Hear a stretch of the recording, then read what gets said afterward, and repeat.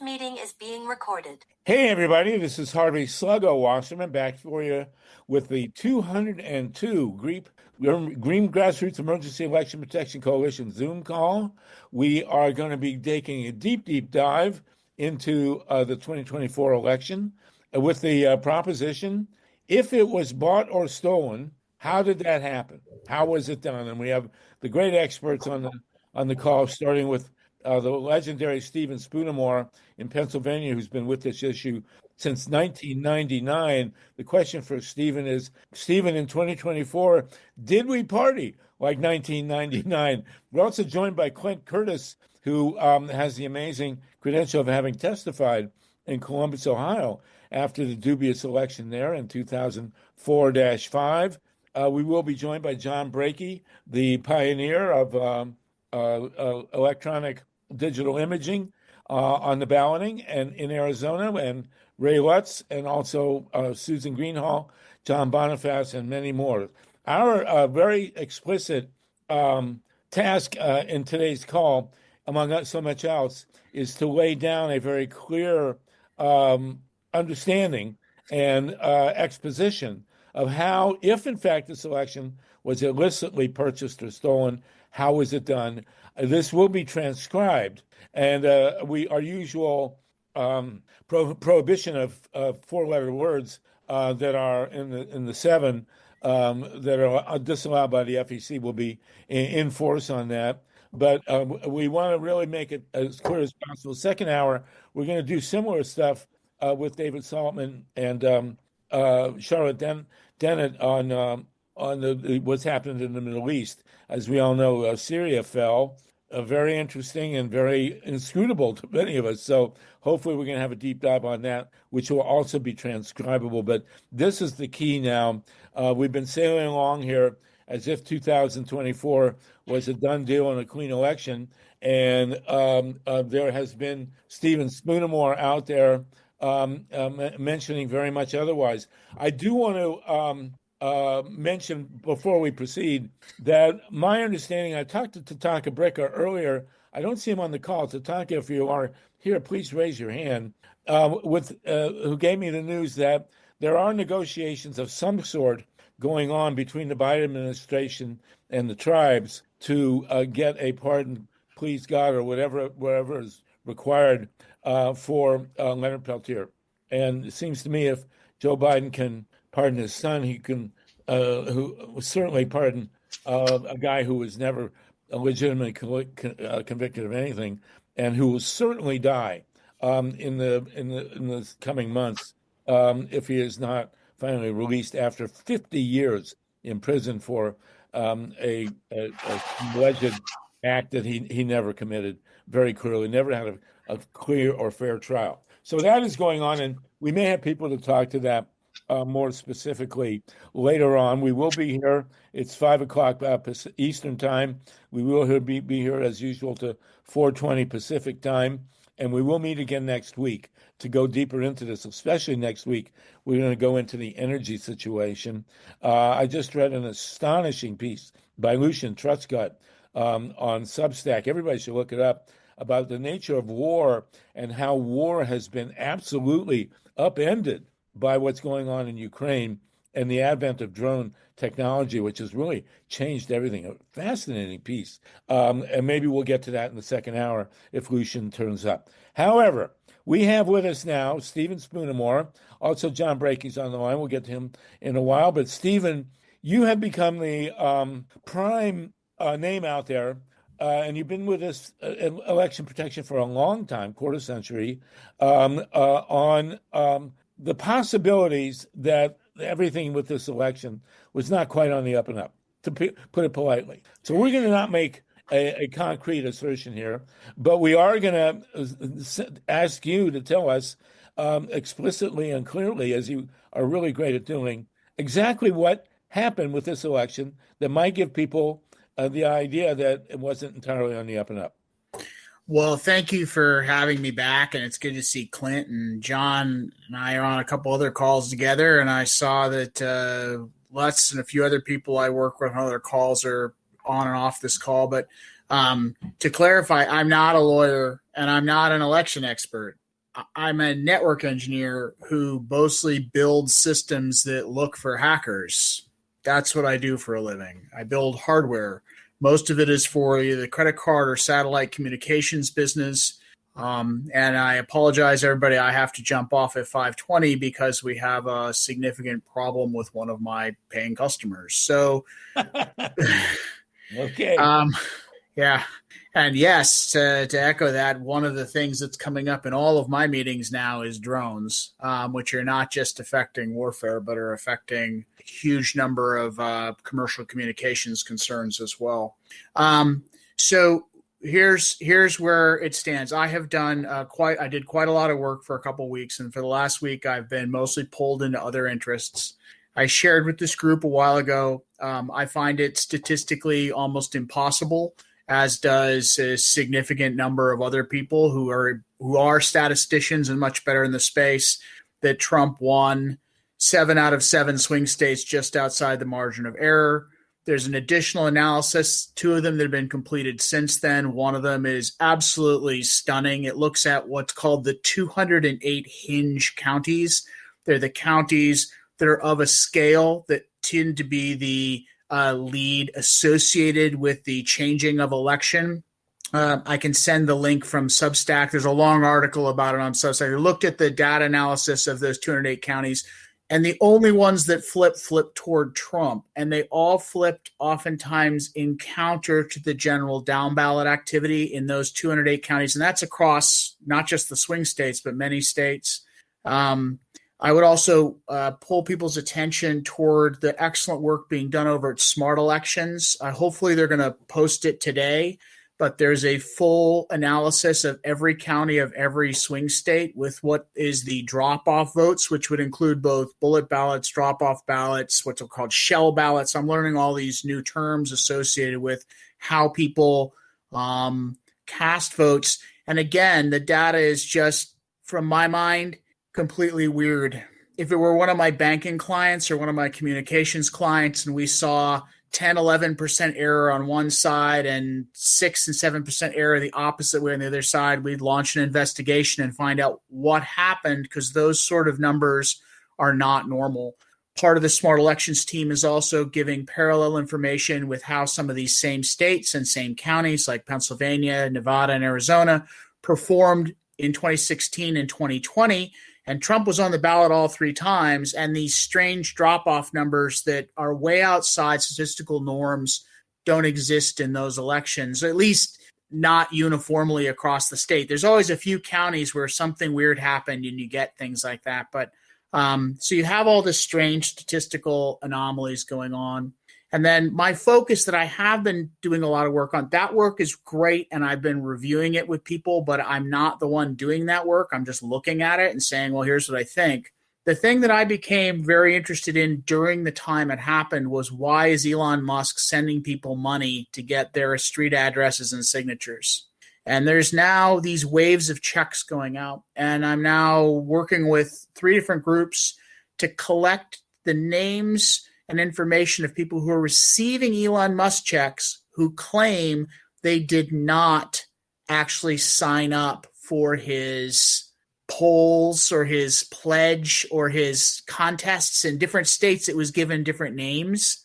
So, and the reason this is important is this does not lead directly to election fraud, but my theory is that he built a parallel e-poll book and then used that information to inject voters who are pledged to Trump who hadn't actually voted into the system. So if that's a working theory, again, that's my working theory. How do you prove it? How do you test it?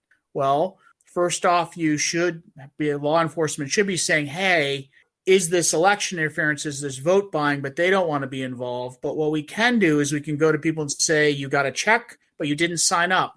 At that point, 2 things are possibly involved. One, their identity has been borrowed by somebody. And if that somebody was a person that referred them into the election system for Mr. Musk and got paid for it, then you have identity theft, you potentially have wire fraud, and you have potentially misuse of election information. So you're now getting into a potential provable piece of information. At this point, We have several hundred people. We have validated with photographs that they actually got checks. They're making a claim that they never signed up for this. And we're in the process of writing letters and providing that information to the relevant attorneys generals of their states. And hopefully it'll engage law enforcement to say, well, we don't want to touch the election because most of them don't seem to want to, but this is identity theft. Somebody took my identity and made money with it. I got a check too, but I didn't sign up for this, and I don't know how my identity was used. And if we can then demonstrate that some of those people didn't vote, and they say, in a couple cases, they say they didn't actually vote, but if they're marked voted in the final registrations for their counties, then we have the smoking gun that I think exists. That's my update, and that's what I've been doing. So we're only talking here about the possibility that the 2024 election was purchased. Can you discuss the role that Elon Musk's $1 million lottery or whatever it was might have played in all this? Here's the crazy thing. It varied from state to state what he was doing. So he played this out in the different 7 swing states, but there were different payment rates, and they were sort of advertised and plugged in different ways. So like in Georgia, if you signed up in Georgia yourself, you could get a $45 check for pledging to be voting for Trump in Georgia. In other places like North Carolina, it was $100. In Pennsylvania, it started as $100, and then eventually they really wanted more names and numbers, so it became $200. And in addition to you signing yourself up, they allowed for people to be gatherers. And the gatherers came actually in 3 different buckets. You could refer a friend or a family member and had one different payment rate. And we now have people who've confirmed they did that. And some of those people have gotten their checks and some haven't. Then there were also people who went door to door. And those people not only insisted on getting the address, but you had to actually finger sign on like a duplicate e-poll book that was your address, you were registered and you pledged and signed it. So you were collecting people's signatures as well. And it varied from state to state. I don't have a complete map of how they did it. All I have is having set up the ballotbounty.com website. These are all tips that have come in. So at Ballot Bounty, we've now gotten hundreds of tips. We have validated some of them. And a lot of those, interestingly, in the email exchanges have led to people who signed up a bunch of their family members. I'll give you one example. Nice guy from Georgia came in through the Ballot Bounty tip line, or he may have come in through my Substack in his case. I reached out to him and said, okay, so you signed yourself up? And he says, yes. And you got your check? He says, yes, his $45 check. But I also signed up, and then he gave me this list of people that he signed up. And they were then he was informed that they would be reached out to by the campaign to get their consent for their using their data, but none of them, they reached out to nobody. Nobody got their consent. But about half of them have gotten their check. So their data was put in. They never gave consent. Some of them have been paid and some of them have not.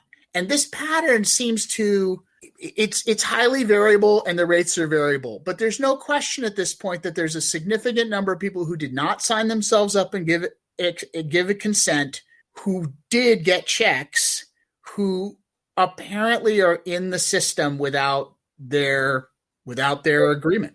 Well, so, Stephen, how would all this tangibly affect the outcome of the election? Correct. Well, here's my assertion. So I'm looking, both ESS's software and Dominion software have been compromised. They've both been copied. They've been extensively played.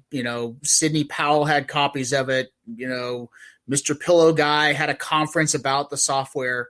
You can buy it on GitHub. So you have the software, and they've had it for enough time you could build an exploit. And one of the things that is true, especially of like the DS850 machine, most of the ES2000, 200 series machines, all the Dominion machines, they have massive storage on board. Why? So when you take a ballot, there's actually a series of steps associated with it. The ballot isn't actually a paper ballot that you've signed up is not actually what's counted. That goes into the scanner, and the first process that goes on is an image is made of the ballot. So instantly you're taking a paper ballot and you're making an image. That image is then stored. In batch sets, the image then goes into a separate set of processors where those those shapes that are around the edge of the grid, which are all little dots and squares, are basically an index. And so the scanning software, which is separate from the then tabulation, or rather the cast vote record software. So the first is called a cast vote image, then it becomes a cast vote record. The second piece of software looks at that grid and says, if I go to 0.3 and X is 5, if there's a dot there, then 1 vote for Trump. So it looks at the particular reference points, then looks for a dot, and then adds a cast vote record as to what that image should be added.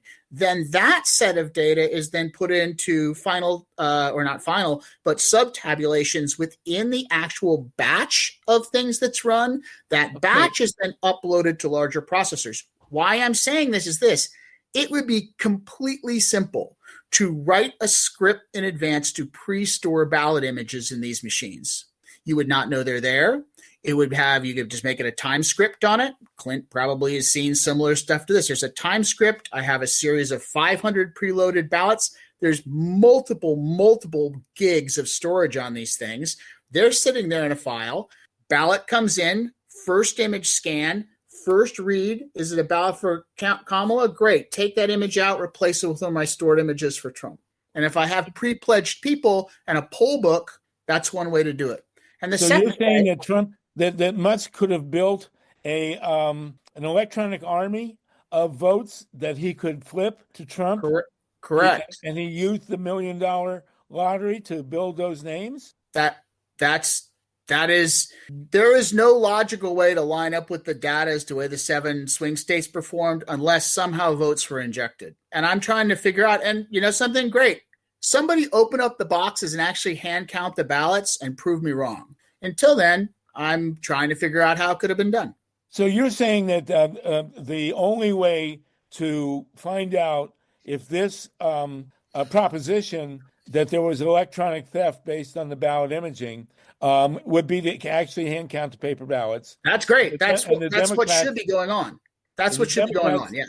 Well, the presumption on setting up the ballot imaging system, and we have the godfather of ballot imaging with us, John BRAKEY, the presumption was that we would count the ballots, count the ballot images, and then if there was reason, or if the election was close enough, then the ballots themselves would be counted.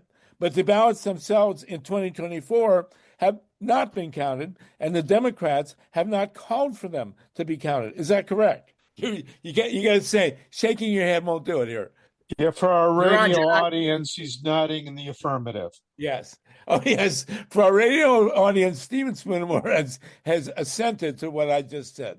So I defer to John on this. John's here on the call, and I see he took himself off mute. This is his bucket of expertise.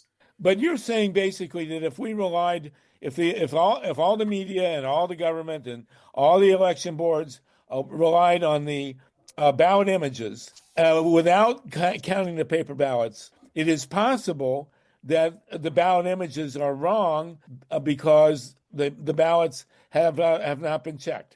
I'll share, before John takes over, I'll share this. So most of my work is in banking. There are a lot of different kinds of scanners. And when people sometimes hear this, they go, well, that sounds crazy. Why would someone do this? I have personally investigated and found 2 different places where scanning systems within banks had scripts written that substituted information. In the one case, it was internal fraud, where they were taking scans of internal transfers and changing what functionally was the account number to move money out of a general purchase account into somebody else's account that they were embezzling. And it was done through a scanner hack. The second thing I would tell you is there are ways to build scanners that actually count the paper. So like if you want to take your bills or your money and put them in an actual counter, it's actually looking at the image and counting from what it actually sees of the bill. But that's not true of voting technology. It scans the image separately, stores it, then interprets the scan in a separate set of software. So I don't trust that the ballots that were scanned are exactly what's going to the interpreter. I could write, as I've just said, I can write a script that would change which ballot gets pulled. And if you've pre-stored them, which these things all have huge storage, you could do it. Am I saying that was done? No. Could you write that script? Yes. If you want to actually find out, count the ballots. I'm getting ready to go on the show. Go for it, John. Okay. Oh, Well, wait. We also have Clint. Well, Stephen we have two really great experts in They this. want me on the show. And John, you're talking into the call here. Stephen, is there anything you want to add for the script here before we bring in Clint and John? No, let them take over. I've said it. Well, I would like to, before BRAKEY. he leaves. Yeah. Before he leaves, I just want to tell him that I think he's right on. I mean, one thing that has me very concerned is that, when I'm out here fighting for these ballot images and getting them protected, is that we are also trying to make them put the inkjet back into the machine, okay? Because that's what they're built to do. And they need to marry the physical ballot to the image as it goes through the 850 or 950, because these machines were built to do that. And I've been fighting that a long time. And I tell people that, if we do get states doing this, after you're all done, you should be able to do a risk limiting audit if all the images check out and go to the ballot library, because all of this stuff is tied together to go ahead and prove that what you're talking about is not happening. And that's why right now I'm after 5 counties in Arizona, okay? That's the congressional 6th race, where $14 million was spent between 2 candidates, okay? And that doesn't even count all the dark money that went into the goddamn thing. Well, the dark money is a whole other issue that we want to talk with. And if, in fact, this election was not accurate and did not reflect the public will, there's only one word that describes why and how that happened, and that's money. And, I was thinking today, I was walking around wondering, why is Donald Trump, like Ronald Reagan, so Teflon, and nothing sticks to him? And as he said, he could stand in front of Fifth Avenue and shoot everybody and not be called to justice. The reason is money. Now, we all know that Elon Musk has more than enough money to have done. Well, let me ask you, Stephen, does Elon Musk or any of the other billionaires that back Donald Trump have enough money to make this happen? Oh, yeah. It's not that expensive to build a script. And never, as a historian, I would say that never in the history of the United States has any billionaire come forward and run some kind of lottery. Well, around voting. I don't know how he spent the money, but I did see a public article. And again, been a busy week. I saw a public article that it's now disclosed. He's filed with the FEC that he spent $238 million in support of Trump. Oh my God. I mean, that's the public record he's announced. I'm like, well, that's a lot. I would bet in real life it's 10 times that. I don't know if it's 10 times that, but in order to pull off, I talked about this, I think, on the last call with you. I've talked about a lot of places. The scale of this is a few hundred tabulators, maybe as many as 400 at tops. It is 1 or 2 scripts to write. You don't have to intercept that many SKUs. This is actually not a particularly difficult. It's much less than was done to Hezbollah. It's much less than I've had people do attacking. I ask everybody on this call, do you have a drawer in your office with 7 or 8 notices of data breach where somebody has taken the time to spend 7 to 10, 12 months to intercept your medical records and resell them for whatever value they may have? Yes, everybody has those at this point. So the fact that somebody has spent $238 million and apparently has built a parallel e-poll book, the evidence is like, okay, great. Please let me be wrong, but just count the damn paper ballots and let's find out. Well, how do we get the paper ballots counted? The only people that could do that, we had experience with this in Michigan in 2016, where Jill Stein won a court case and the judge ordered a recount, but he said that, Jill, you can't win. And the law says that somebody who can win has to order the recount. Hillary Clinton's lawyers were in the courtroom, and they declined. And, Kamala Harris, who said when we win, conceded. Who is going to, by what mechanism do we get a recount of the paper ballots in this country? Note that Stephen Spoonamoore has shrugged his shoulders. Let's ask Clint Curtis. Clint Curtis, you have a tremendous background, very unique in electronic voting and election theft. you were asked actually to do election theft by a U.S. congressperson. Tell us, what do you think of what Stephen Spoonamoore has just said? Well, that is, of course, all possible because the programmer can change anything in the system whenever they want to. They don't really need access to the system because once you go in, you know basically where everything is going to be. Nothing's really hidden. There's going to be a database. There's going to be a repository. You'll be able to find whatever ballot image you want to change. You'll be able to change whatever logs you want to move around. But the problem is the Democrats can't get there because they've just spent 4 years talking about how great the system is. So it's really hard for them to back up and go, well, maybe it wasn't that great, which, as we all know, it wasn't and hasn't been since 2020. So I think our best bet is to work with the Republicans that actually thought they got taken advantage of in 2020, and their data was all over the place too. Really crazy stuff. Has been, 2000, 2004, 2008, every one of them is messed up. Well, what we thought was a great breakthrough in 2020 was that because of COVID and mail-in voting, that virtually everybody in the United States, or more than 80%, voted on paper. The paper ballots came in, they were digitally scanned, which was John Brakey's great intervention. And the presumption was that if there was question about the election, based on the digital scanning results, that we would go back and count the paper ballots. Now in 24, we have a situation that has been laid out by Stephen Spoonamoore, where there's reason to question the electronic outcome, and nobody's counting the ballots. Is that right, Clint? That's right. And we didn't count them in 2020 either. We counted little stacks presented, and most of the times we just sent them back through the machine again. In fact, I just did a discussion in Hawaii. They are attempting to not ever count the paper ballots, even though it's part of their constitution, and say the paper ballot is equal to the ballot image, and we'll just throw the paper ballot away. So they're not even trying to rectify it. They just want to move on. Wow. John Brakey, do you want to comment? And then Ray Lutz, and then we're going to go. We got some hands. Paul Stokes and LYNN FEINERMAN, you'll be next. But John Brakey, do you want to counter? And then Ray Lutz, is the scenario that Stephen Spoonamoore has laid out here credible? And I'm apologizing that I have to sign off, people. I have a customer call. You said the magic words, which will excuse you, which are paying customer. So, yeah.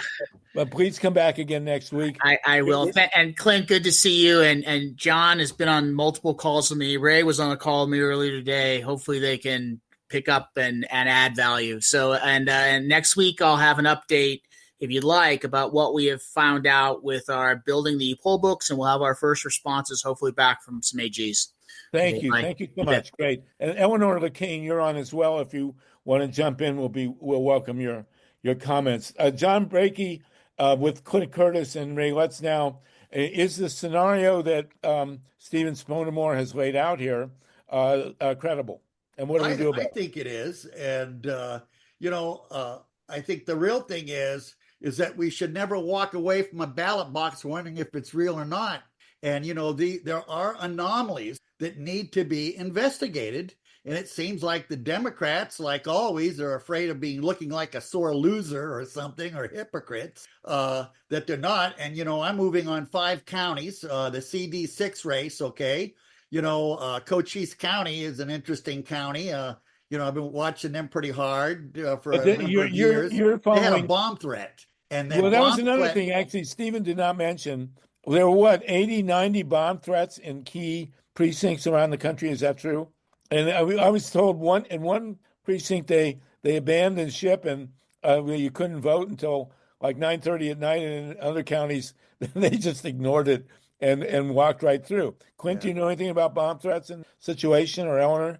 I have heard that was going on, but essentially what we have to get back to is just a hand count paper ballot under video that actually would show every ballot to everything. And if we could marry Mr. Brakey's count the image, and see if he could count the ballot as it came on the video, you would know instantly if someone was cheating you. Exactly. And you'd be able to count those ballots and know exactly what the totals were, and no one could contest it because it'd all be on video, streamed out there as you were going on. You couldn't steal anything.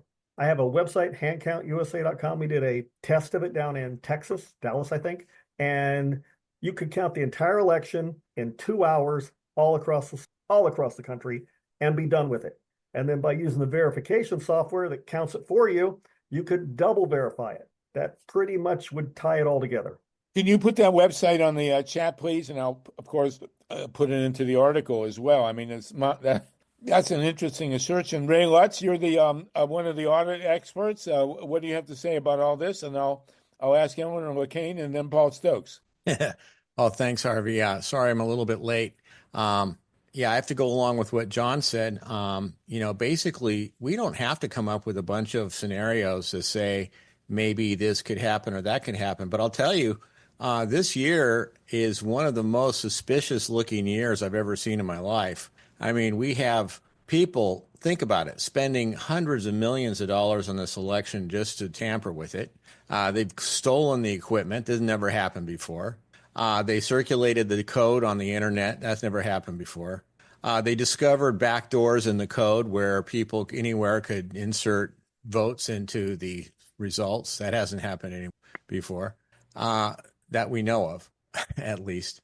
But these backdoors exist in all Dominion equipment. They're like a big piece of software that just lets you change the results. So here's what we're doing. We have a tool called Audit Engine, and it lets us take all of the ballot images and review them and retabulate them. Now, we already got started on Dane County, Wisconsin. We've already gotten halfway through it up to the mapping, and it's really clean this year in terms of they've been doing it for a while. And so we're getting, easy to process ballot images and names. Mostly it's the names. If they change the names constantly, then it's difficult. But we're somewhat more practiced with this now, but it's not that easy to do.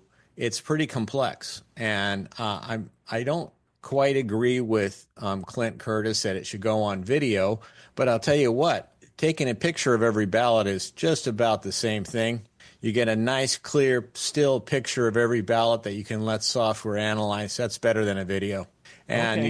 you can go through and check them. Okay, so the thing is that these machines already make these images. And so what we looked at was the drop off, like in Nevada, which was who went blue the last two times that Trump won, and now suddenly went red. And we're seeing that there's a big drop off there. And that means drop off that of Democratic voters? Are you saying that means that means that from what Trump got in his vote and the next down ballot Republican contest, the amount of votes that the next one got is large this year. That means Trump got a lot of additional votes. Now, some of that can be attributed to Robert F. Kennedy Jr. And being endorsing Trump and getting onto his team.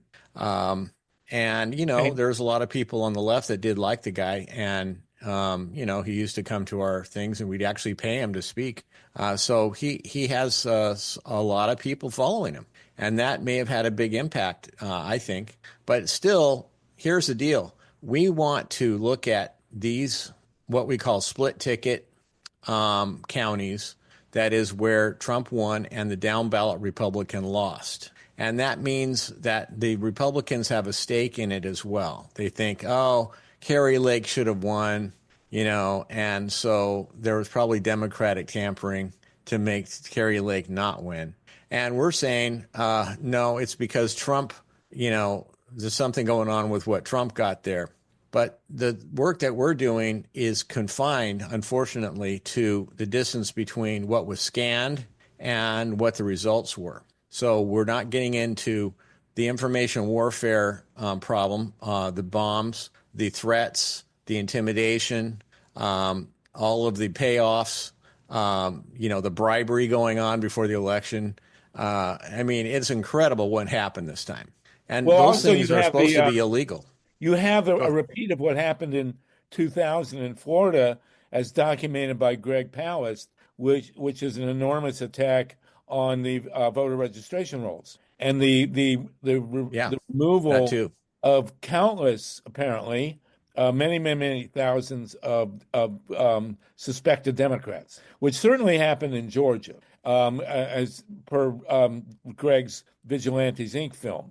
Where else it might have happened, I haven't heard, but it's certainly worth investigating. But again, here we are out there raising these issues with an election between a Democrat and a Republican, and the Democrat has no interest, apparently. It takes my breath away because, here's the deal, though. We tried to get the ballots, have members of the public trying to get to the ballots and look at them.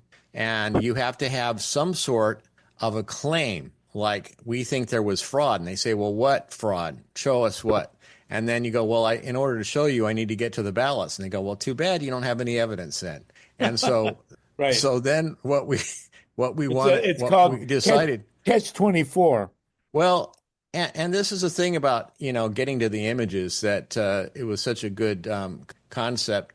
Once they started making the images and we said, okay, let's take a real hard look at them, then we at least can do that now. And at this point, it's a matter of getting the ballot images and running them and see what we find. I'll tell you, you think, oh, you're not going to find anything. We find stuff in almost every audit that we've done. It was a misconfiguration. It was loading in ballots twice. It was rescanning things. It was all kinds of stuff was going on in most of the things that we looked at. And so I can't tell you what we're going to find. Maybe nothing, but I think we need to find. We need to find. We need to find it. We need to find it and fast, and that's what our project is about. Well, as Donald Rumsfeld said, we don't know what we don't know, or something like that. It was incomprehensible what he said, but nonetheless, Eleanor. So let me just say this, Harvey. At Citizens Oversight, that's the website. Go there, and you'll get the link to what the project is. You can donate, you can volunteer, and we can get this done. Thanks. Thank you. And stick with us. CLINT Curtis, you also have a website. Please put up, what's the name of your website? Oh, you're muted somehow. How's that happen? Go ahead. Are you unmuted? Yes. There we go. Oh, there ahead. CLINT Curtis, go ahead. handcountusa.com. All right. I guarantee you this is the only discussion like this going on in the United States today, which is shocking to me. But again, it's the Democratic Party. They let us down in 2000 and in 2004 and in 2016. And here they are again, absent as counted. We have 100 people on the call with us, including Kenny Bruno, my good buddy from Greenpeace. Kenny, glad to have you with us. Paul Stokes, you've just walked away. We can get you next. Go ahead. Do what you got to do. Eleanor LeCain has been invited on by John Steiner.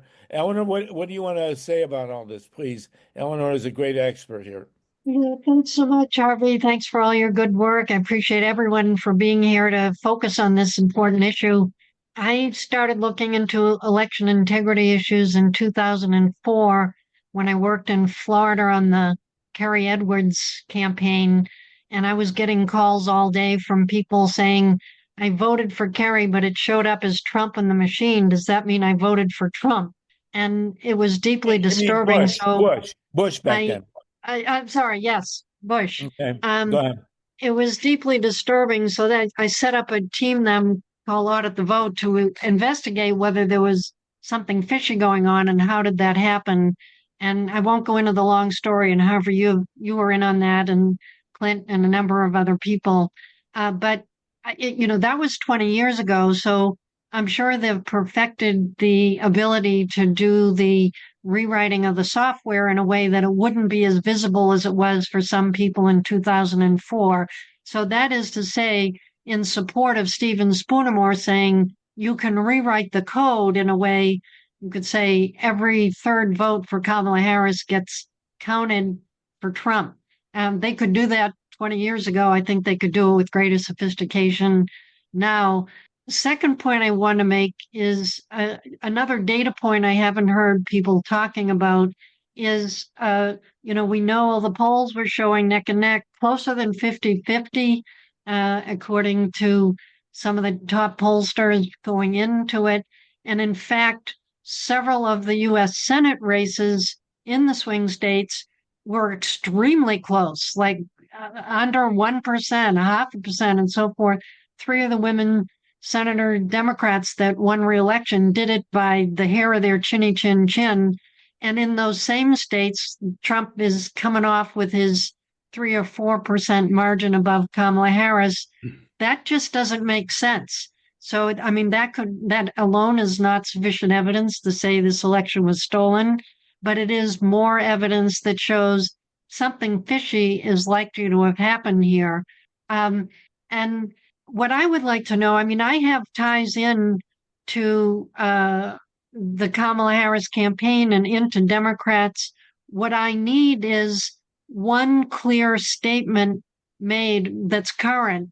I have Stephen Spoonamore's duty to warn letter, which is a little dated now, and there's a lot more now, and some of that has been corrected. But do we have one clear statement that I could send to people? And also love to get investigative journalists poking around and writing about this more.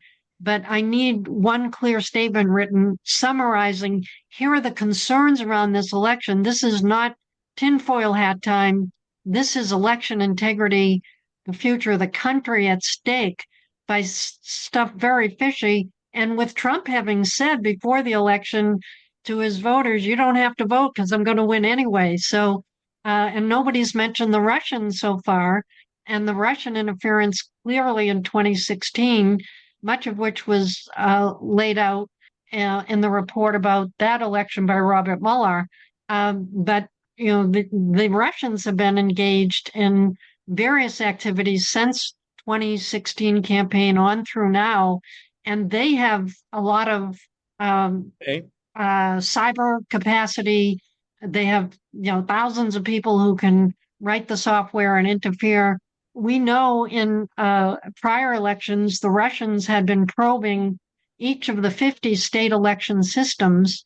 So what are they probing for, and what do they do this time? So has anyone got a good summary that I can be using with some of the leadership and the Democrats and some of the journalists? Well, hopefully we just got it from Paul Spoonamoore. I mean, that was the purpose of his opening remarks, and we will have a transcription at some point. So hopefully you can use that. But, we had Al Gore in 2000, who clearly won. We had John Kerry, who completely dumped us in 2004 in Ohio. Hillary Clinton in Wisconsin, Michigan, and Pennsylvania in 2016. We do not have a good track record with the Democratic candidates. Paying attention to this, Eleanor. If you got contacts in the party I'd like to work with her on it, because there are things that could be done that would be non-invasive. And what it really would be is to go ahead and file records requests and to get the feds and senators or whatever, to say, listen, we want to know if we're going to point all the fingers at us as Democrats that accept the responsibility for this loss, or are we going to point fingers at everybody else? The thing I look at is the ballot images, the cast vote records, they're public records. That you can file records requests. They're going to drag their ass off unless the feds somehow get in, senators or people like that say, we want to look at the records. And then we pick so many different counties, the ones at Spoonamore. That's why I'm chasing 5 counties right now in Arizona, which is the congressional district segment. That had a bomb threat at 7:00. They didn't go back into the building until 9:25 at night. It's incredible. Well, most people ignored them. And, point I'm trying to say is that there's no hand counts coming. Okay. I think the dream trying to get these things, you got to get evidence, and the evidence that these machines don't count the original ballot. They count the image. Let's get the images. And then when we get done, we want to go back and look at the originals. Okay. Do a risk limiting type audit to prove that they're real. Clint Curtis, it's pretty hard to change them. Clint Curtis apparently has a software project going to deal with that, and has posted it up. So you guys all need to get your heads together as we continue to do on these calls. And let's look at it. Paul Stokes, thank you, John, for that. Paul Stokes, you have a very substantial history, a very impressive bio here. Tell us what you think about all this. Yeah, well, just for what it's worth, Harvey, I designed post-election audit routines for New Mexico's elections, and that was instituted in 2008. Now, those post-election audits, mine and many, many others by now, were designed just to address this kind of problem. I mean, what Stephen Spoonamore says is absolutely true. You can do that. But if you've kept the paper as you ought to, and if you have a good system of monitoring the counting of ballots, then the post-election audit, which is hand counting the actual paper, it confirms what John BRAKEY does with his images, and my impression was, and here's where I'll form a question. My impression was that these post-election audits were in place in most, if not all, of the tipping point states. Now, John can tell me, no, that's not right because Arizona doesn't do that, but I thought they did. So then I'll end by saying what is needed is to carry out those post-election audits using paper ballots and concentrating, of course, on the tipping point states. And if that's not been done, well, by God, it should be. Well, my understanding is that there are margins of error below which the recount automatically kicks in, and that miraculously, in the 7 states that decided the election this year, all for Trump, all of the margins were just above the tipping point. Is that correct, Clint? Or John, or Ray? I mean, that's what Stephen Spoonamoore has said, and I would look forward to see a chart with the 7 swing states. We all know them by now, right? Michigan, Wisconsin, Pennsylvania, North Carolina, Georgia, Nevada, and Arizona. There we go. That's the 7-state mantra. I would like to see a chart of the margins of error, of the margins of victory for Trump, and the margins of error that would trip a recount. So, Paul, you raised the issue. There it is. Now the thing is, we're mixing 2 things up because there is a recount, which you're right. That would be the goal of any hacker, would be to avoid a hand ballot recount. You want to have to fix it hard enough so that you get past that threshold. The audits that Paul was talking about, in a lot of states, they do implement things that they call post-election audits and that they call risk-limiting audits.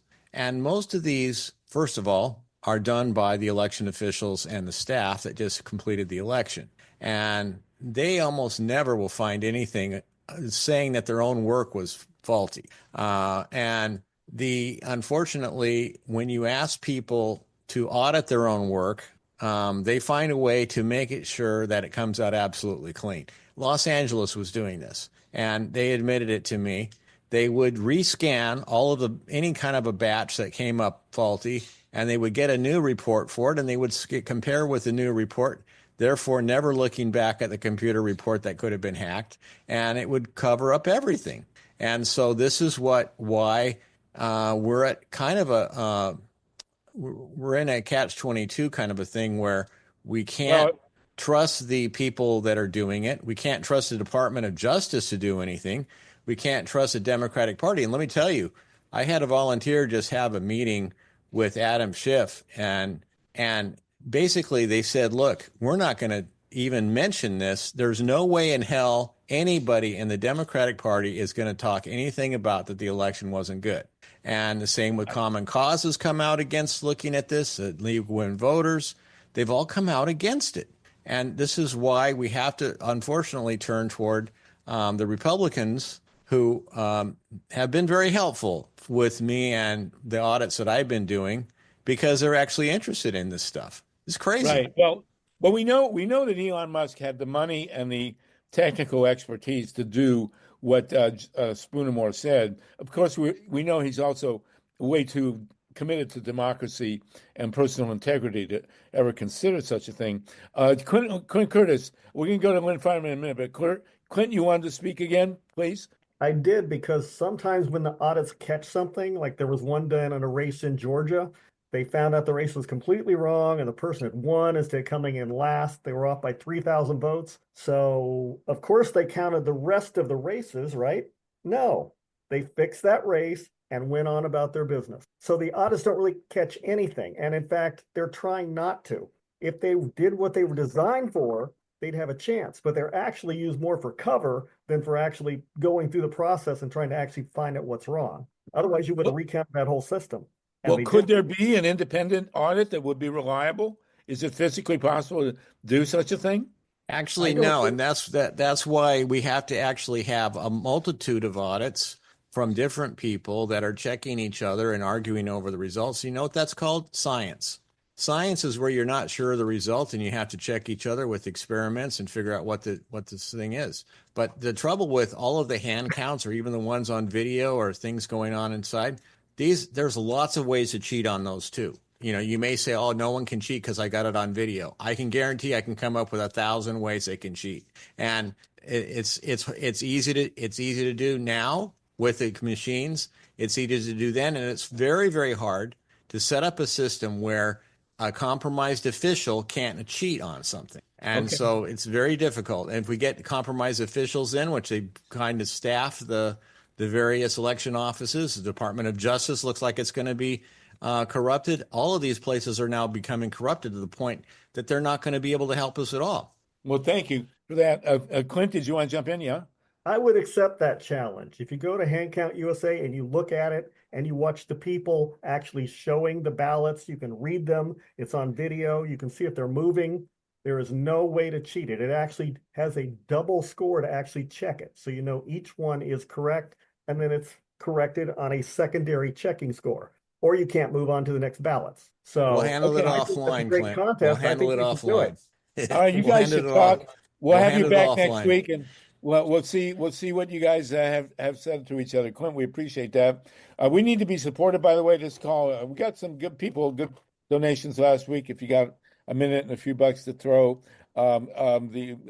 Mike Hirsch has been putting up the link. Is Steve Caruso. Steve is our engineer. Mike Hirsch is our co-convener, and if you're game to contribute to their continued work, that will be wonderful.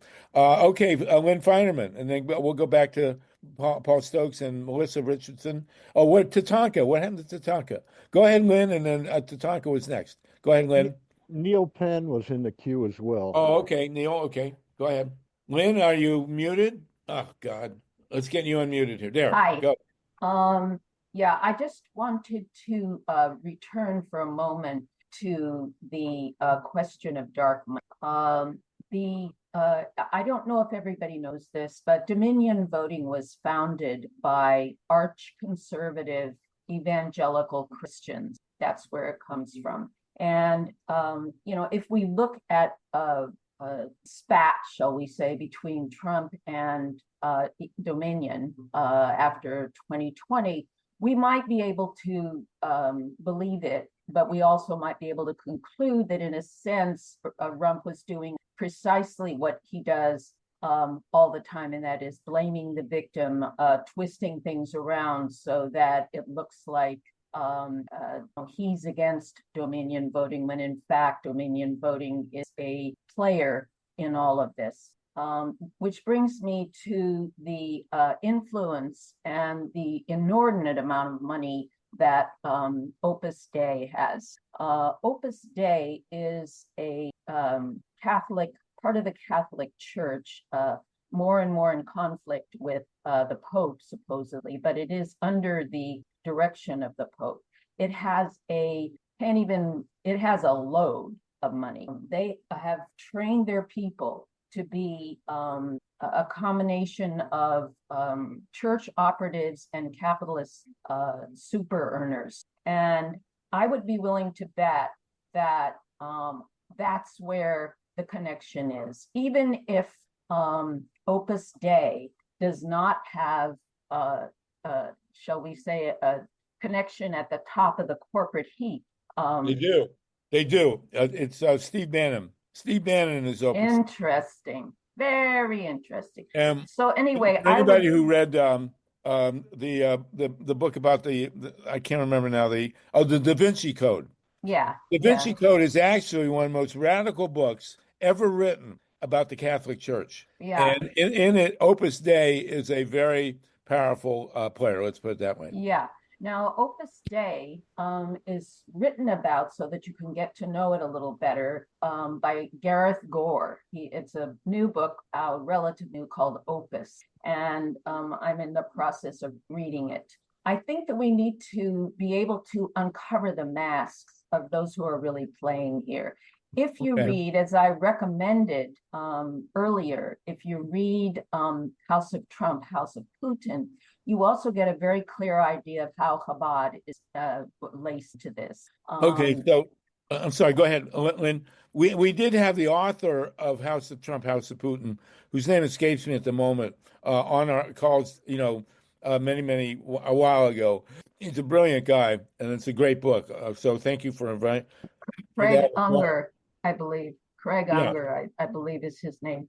And so my point that I'm trying to get to here is that we can go on in the weeds, and we can try and prove all of the things that Spoonamore has so brilliantly tried to prove. But I think that we need to put faces on it. I think that we need to start looking at who's really who in this, who is manipulating. We need to know how many people from Opus Dei, how many people from the evangelical movement moved into elect positions in running elections, in administering elections. And I think that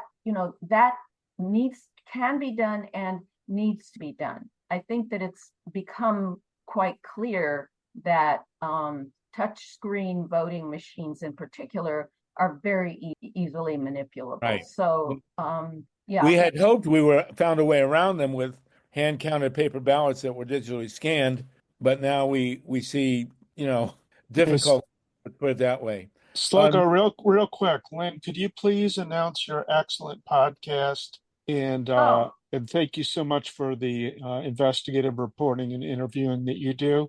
Well, thank you, sweetheart. Yes, thank Lynn, you. go Thank ahead. you, Mike. I produce Women Rising Radio. Our most recent program actually was an investigation into Project 2025 with a young woman, Andra Watkins, who actually visited his program in the past, who was brought up in Jerry Falwell's a moral majority evangelical movement. Okay. And Andra is just brilliant. We'll have Andra back. Absolutely. And Lynn, it's great to have you with us. We have a couple of John, Christopher Bricca and TATANKA, and another fellow from the is going to talk about Leonard Peltier in a few moments. But TATANKA, if you can give us 10 minutes, we got some hands up. I want to run this. We will resume this incredible discussion in a week, and I will have to figure out how to produce for general consumption the transcript of this amazing talk. Neil Penn, and thank you again, Lynn. We appreciate that. Neil Penn, and then Melissa Richardson, and then we'll go back to Eleanor and John, and then we'll go to TATANKA to inaugurate our discussion about Leonard Peltier. We're also going to talk about the Middle East and Syria. We've got the great Dave Saltman with us in a bit, okay? Neil Penn, please. Does anybody else want to speak? Raise your hand now, please. Go ahead, Neil. Thank you for the opportunity. The speakers answered my questions in terms of leverage of not just if this is so, but how to proceed. So I have nothing further to inquire about. Okay. Well, thank you, Neil. We appreciate that. Melissa Richardson, you haven't spoken, and we'll go to Eleanor LeCain and John Brakey. If you want, I see Julie Weiner and Daniela. So very quickly, we'll go to them, and then around 10 past, we'll get into Leonard Peltier. Melissa Richardson Hall. Yes, hello. I'm here today because I'm a progressive independent, and I think that somehow, even though I voted for Kamala, I think a lot of votes were manipulated, and I am very concerned, and I'll just come out and say it, that the secret societies are just trying to kill whatever poor they want to kill. What can we do? Thank you, Melissa. Thank you for that. We appreciate it. Eleanor LeCain and Brakey, and then Julie Weiner also hasn't spoken. Go ahead. And Yes, go on. I'd like to hear suggestions on recommended actions we can take. Obviously, the recount is what we wanted. The audit is what we wanted. Apparently, I think it was you, Harvey, said the person who can do it is someone who might have won if the election were interfered with. That's Kamala Harris. She's decided not to challenge for whatever reason. I got Stephen Spoonamore's duty to warn letter laying out the case for interference directly into the hands of a Democratic governor, whose response was, this is really Kamala's call. She's got a lot of people advising her who know a lot about elections. If she's decided not to challenge, I'm not going to speak out because it would be embarrassing to her. She's the sitting vice president of the United States and the candidate who would have been aggrieved in this case. So with Kamala Harris not challenging, what else can we do? Like, what's the call to action? That's a good question. CLINT CURTIS has a website. I have no answer. You know, Kamala said, when we fight, we win. What happens when we don't fight? And there's a long history here. You know, Al Gore, John Kerry, Hillary Clinton, all faced with the same issue, all did nothing. And here we are. Here, you can call the White House. Ray's got a petition out, Cops Wiki. I put it in the chat several times. There's plenty of articles. A guy named Tinfoil Matt on Blue Sky and Twitter that's uncovering a lot of stuff. There's plenty of stuff that can be done. You just got to get out there and do it. Yeah, this is Steve Caruso, by the way, our engineer. Thank you, Steve. I didn't see your hand, but I'm glad you spoke in. Daniela hasn't spoken, but let's go Julie Weiner and then Daniela. Julie was first, then Daniela. Then we'll go to BRAKEY and then to Leonard Peltier. Oh, and Ray Lutz. I see Ray Lutz has a hand. There we go. I had two brief comments. One, I learned this morning that 78% of Dominion is owned by Staple Street Capital, and Staple Street Capital is owned by a man named Houghton Yaghoubzadeh. His name, I put this in the chat, and Houghton Yaghoubzadeh is mentored by and apparently led by Steve Feinberg, who's now in line to be Deputy Secretary of Defense. So it looks as though the potential Deputy Secretary of Defense cultivated an investor who bought 78% of Dominion. So that may be part of how this got done. And then second point goes back to the conversation about audits and recounts. I don't know about other states, but in New York, when we first got hand-marked paper ballots in 2009, the law required an automatic, immediate post-election hand recount audit of 3% of the ballot box. Yeah. Julie, did you just appear on us? Daniela, go ahead. Julie, hopefully we'll come back. Well, the article at Free Speech for People and the letter to Kamala Harris from PhD ITs. You all know about that? No, why don't you put it in the chat, please? You didn't know about that letter?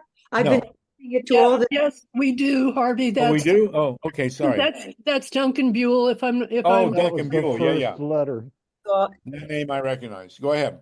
Eleanor did. But I agree that we should try to do something. And I like that Clint is positive about it.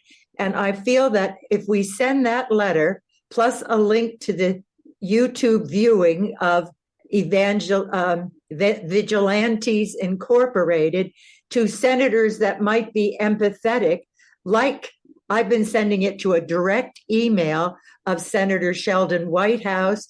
If we keep badgering them with, we're Democrats and we're disgusted that you're taking this stolen election so lightly and doing nothing about it. If we keep badgering our representatives, we have to do a lot of it. But if we can send letters and calls, not just to the White House, but to AOC, to Cory Booker, to the senator in Georgia, Warnock and Ossoff.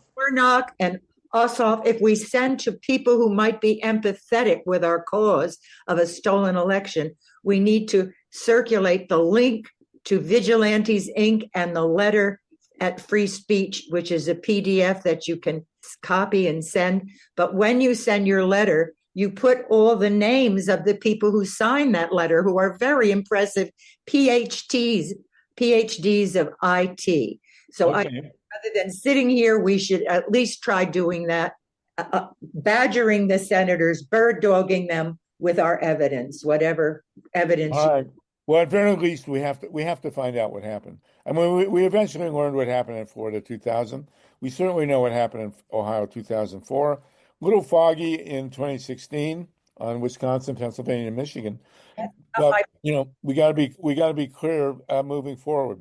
Okay. Sluggo, we have Julie Weiner back, and real quick, Dr. Ruth has also thrown Jamie Raskin and Sheldon Whitehouse into the mix as people who we could reach out to. But Julie, would you like to finish your thought, please? Yeah, basically in 2010, the courts in New York State rendered our post-election audits meaningless by denying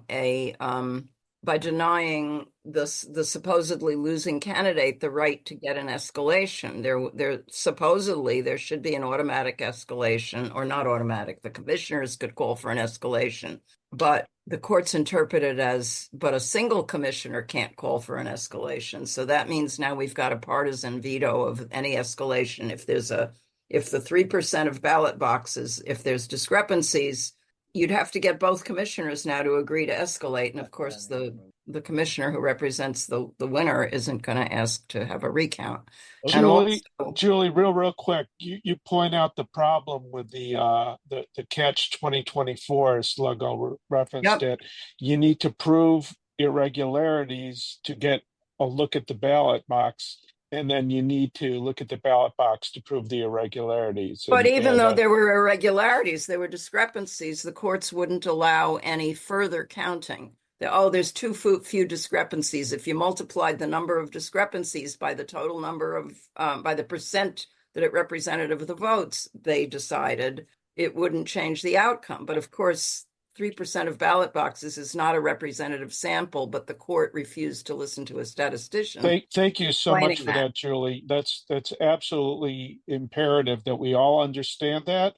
And that's why I keep hammering away that these audits need to be automatic, whether it's a landslide or whether it's a razor thin margin, that we need to have 100% assurance, like John BRAKEY always says, where these recounts happen randomly, automatically, without anybody having to prove anything. It needs to be hardwired into the system, along with extremely draconian penalties if anyone is seen tampering with our elections. So, send a few people away for 15 to 20 years, and we'll put an end to it. If we pretend that this doesn't matter or act like it's not a big deal, then people are going to continue rigging our elections.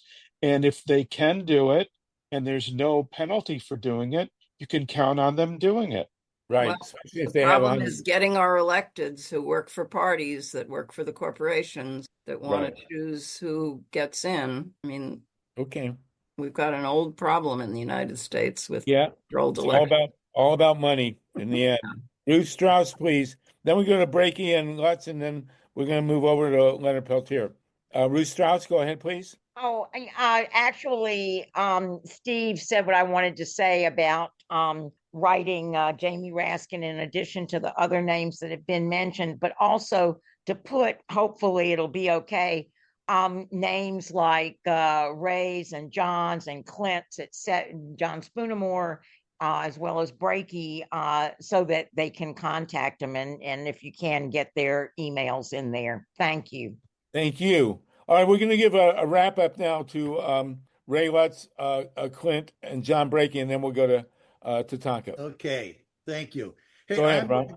I'm going to be releasing right now, even though it's not going to be published till tomorrow, a document that I've been working on for quite a while. It's a video, okay?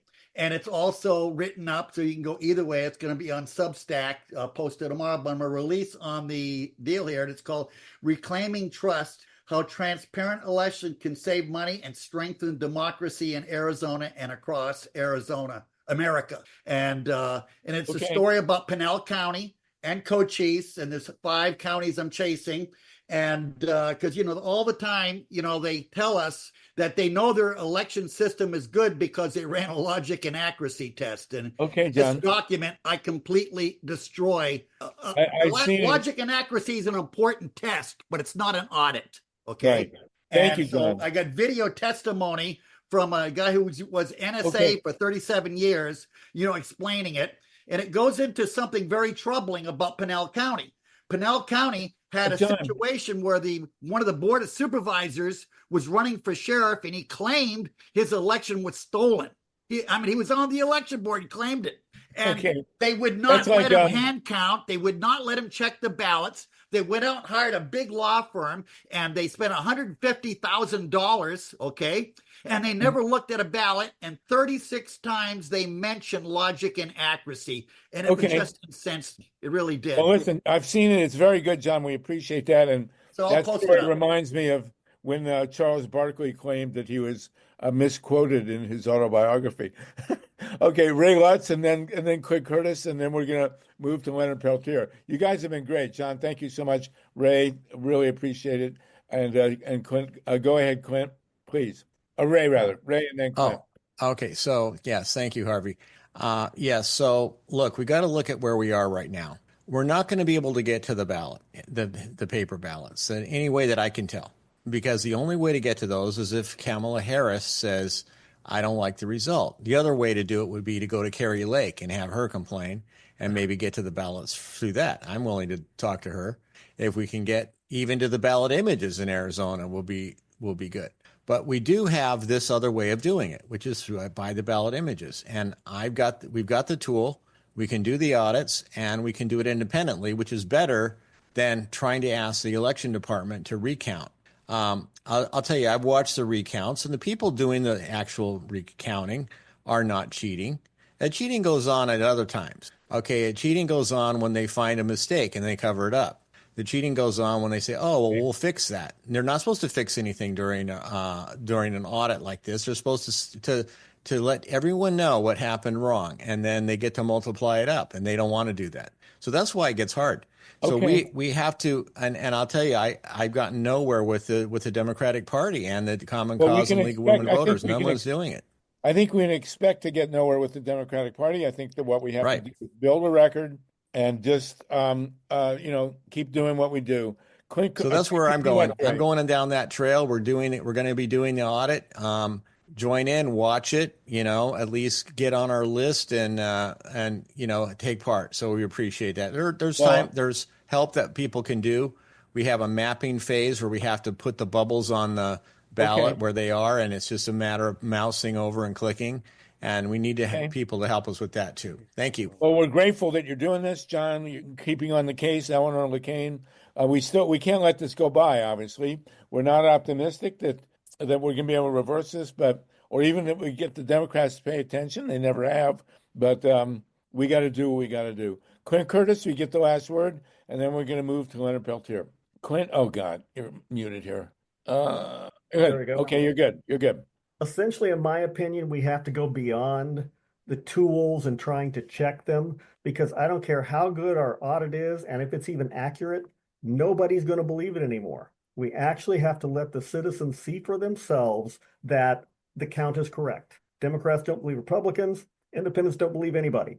So essentially, it's not going to work. Even if we build a tool that's perfect, it will not work. If you find something, it'll be ignored.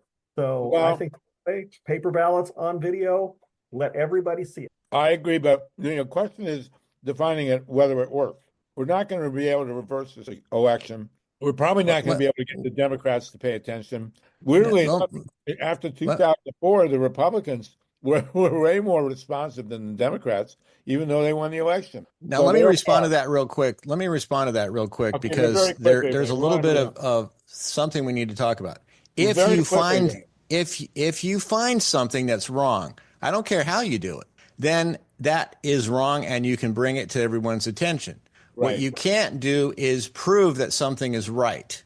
You can prove that it is if it comes up wrong. And let me tell you, the ballot image audits are very, very, they're a meticulous check. And the meticulous check of every single ballot, and sometimes millions of them in any one district, is nearly impossible. We've watched it in cyber ninjas down there in Arizona try to do 2.1 million ballots, and it took them 7 months. It's very hard to do. Don't underestimate it. So that's why if you can find things, and any tool can find things, and then you can bring them to light, and it can stop it, and then you do get a recount, you do get a careful check and a possible reversal. But you're right, it does go down to a hand count eventually. The hand count is what happens. Thank you. Thank you, Ray. What's going to happen now, I think, is we can't delude ourselves that we're going to be able to reverse this election or even get the Democrats to pay attention. What is imperative is that we build a record of what happened here. You know, it was imperative to 2000, what Greg Palast did, and Ralph Nader was not responsible for George W. Bush becoming president. We made the record in 2004. We made somewhat of a record in 2016, but I got to tell you that 2020 would not have been gone for Joe Biden or been the accounting that it was if people didn't understand the election system. So now we've been handed another steaming pile, and we're just going to have to get to the bottom of it. What the outcome is, that's the outcome, that we get to the bottom of the steaming pile. And at some point in time, we will live in a country that has reliable elections year after year after year, but we certainly aren't there now. Okay, I'm sorry, we got 3 people in hands, but I've had TATANKA waiting with a guest to talk about Leonard Peltier for quite a while. Harvey, can I just tell people that they can help us out by liking and sharing the video of this on YouTube? I put the link in the chat, and please help us by spreading the word on YouTube. Thank you. Please, and also I want to ask your indulgence. I did have to eat something, which is now all over my screen, but thank you for that. And if you need to eat, go ahead, but don't drive. So TATANKA, TATANKA, can I let Daniela and Lynn quickly go, and then that's all you. Okay, Daniela and then LYNN FEINERMAN. Lynn, I hope you use your radio show also to broadcast whatever we've said here. Go ahead, Daniela, very quickly, please, and then we're going to talk about Leonard Peltier. I'm a social justice activist for 50 years. I've written 20 books. I have an American Book Award on these subjects. Are you telling me it's useless to write and call Democrats and let them know we know things are fishy and send them the letter to Harris from the IT? No, absolutely not. That's not what I'm saying. Finish. And the link to Palast's research video, shouldn't we still keep trying to let them know? Because you said it's useless. The Democrats are never going to pay attention. And that was so discouraging. Please correct. It's not useless. But whether the Democrats pay attention or not is not useless either way. We're still talking about what we documented in 2000. We're still talking about what we documented in 2004 and in 2016. And it's all been useful. It did make the difference in 2020, and maybe it'll make the difference in 2028. So we need to proceed here, and we need to, this is catch 2024.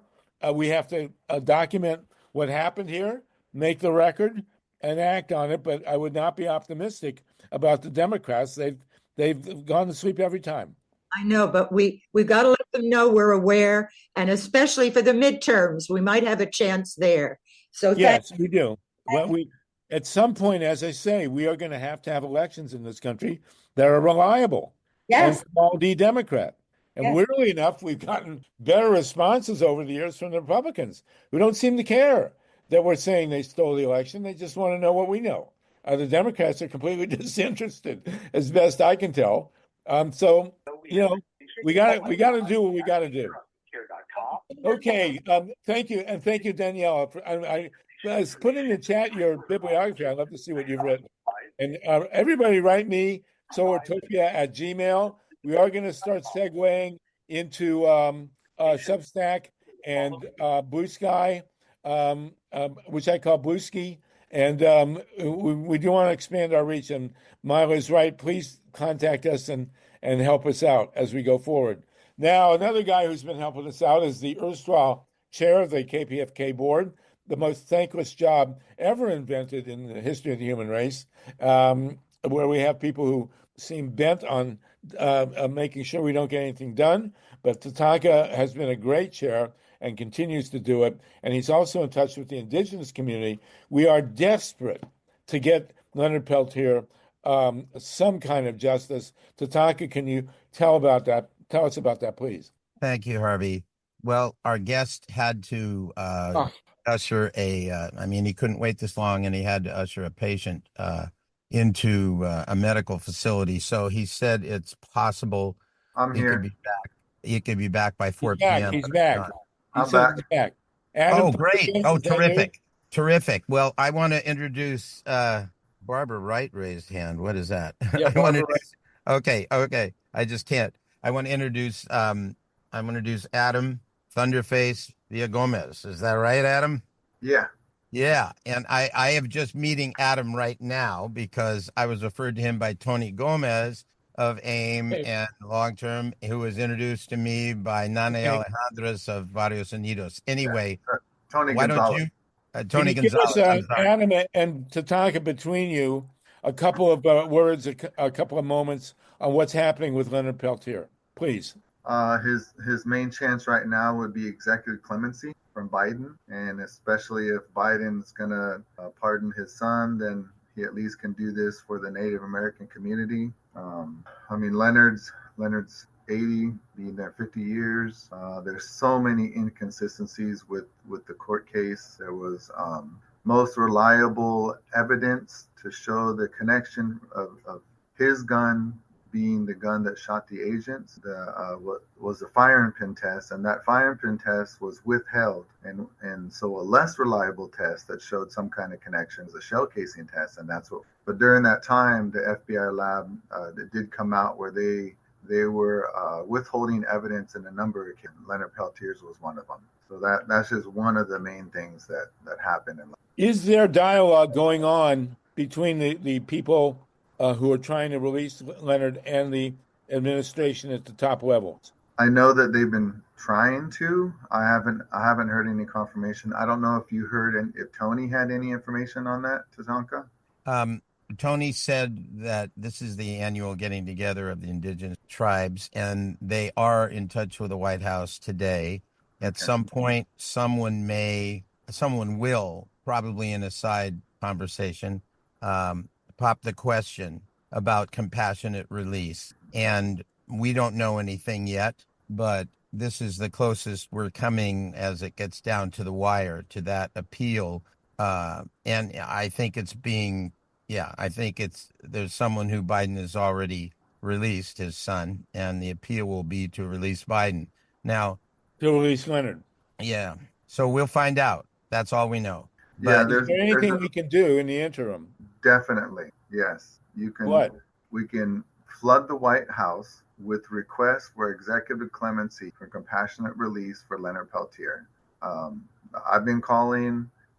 They're on the Eastern time, so the time when I would call, it's like 8 a.m. until 8 a.m. till noon, but it's earlier than that on Pacific time. Okay. So, and they shut it off. And then one thing that they did ask when I called was that, did you write in? So I said I sent the email. They said that's okay. So writing a letter, sending email, and also calling, all of those, because I know that we got close to it during Clinton when he was looking at executive clemency. And because it was coordinated, I was trying to kind of get people on the West Coast to do it on Wednesdays. I know the Defense Committee said Tuesday, Wednesday, Thursday, try to flood them on those days. So that's one of the top issues that gets brought to the president. And continue as long as Biden is in office during those hours. The International Leonard Peltier Defense Committee is the place to go. Also Amnesty International.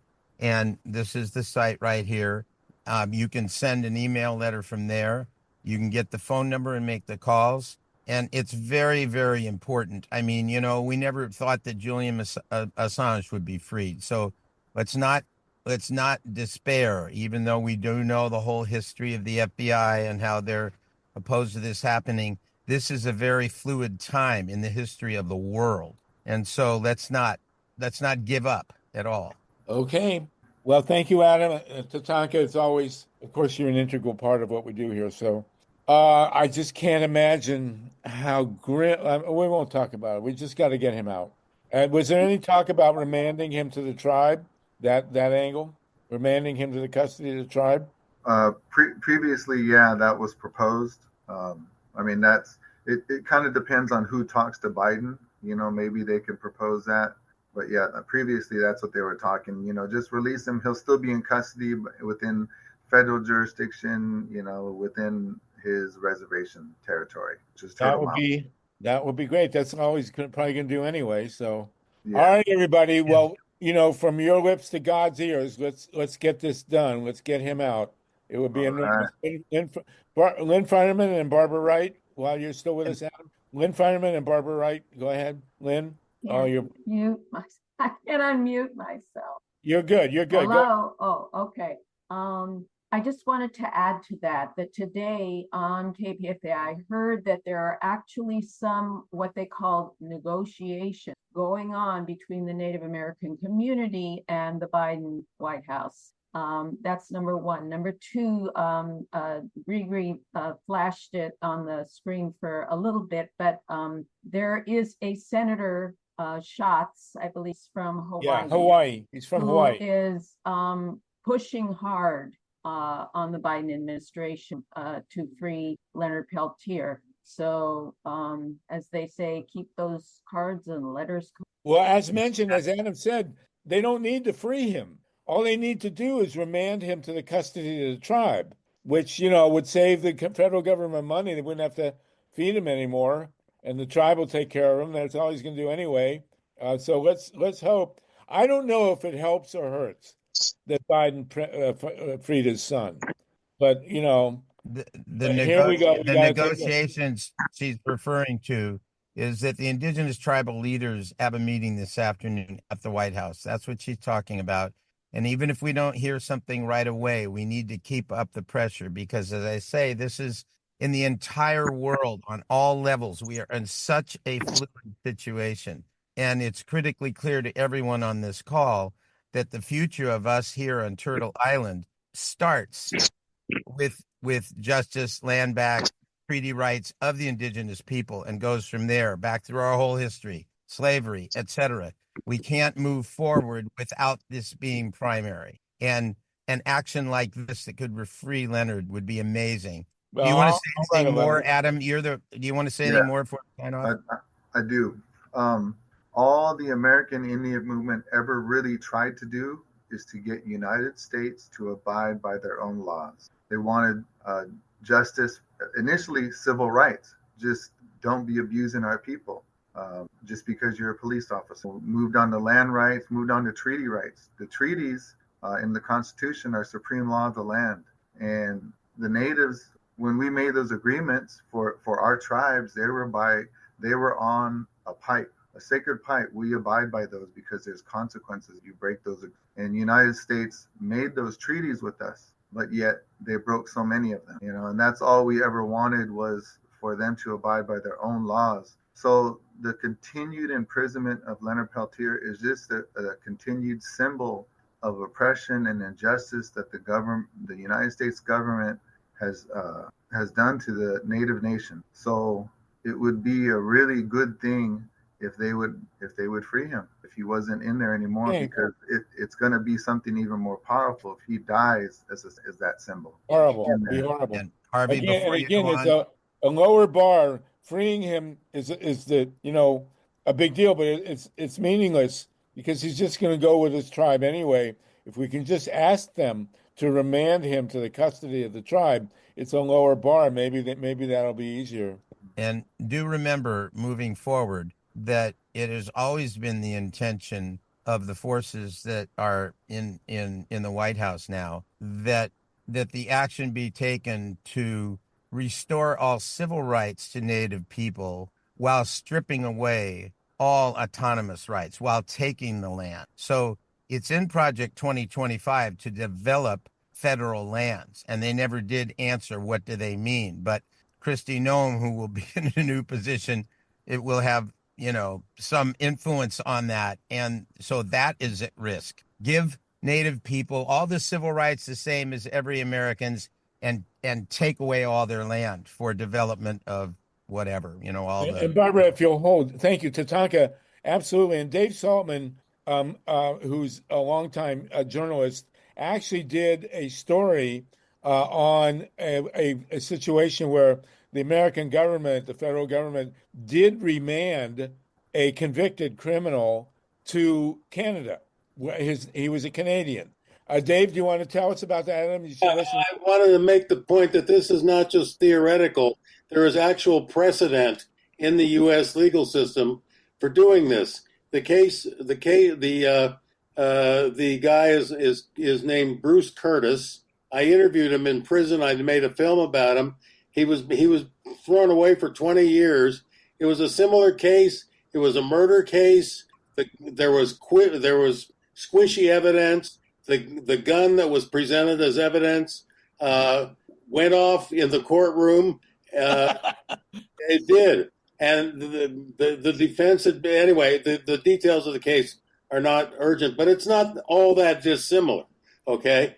And the guy was a foreigner. He was 18 years old. He did, I forgot now how many years. He did a bunch of years in Rahway State Prison. That's where I interviewed him. Anyway, as soon as we put this thing on TV, they said, you know what? We don't want this guy's more trouble than he's worth. And they sent him to Canada, and he went back to Canada. He was from Nova Scotia, and he was by the way, he was a huge hero in Canada. There were massive demonstrations in his behalf and so on.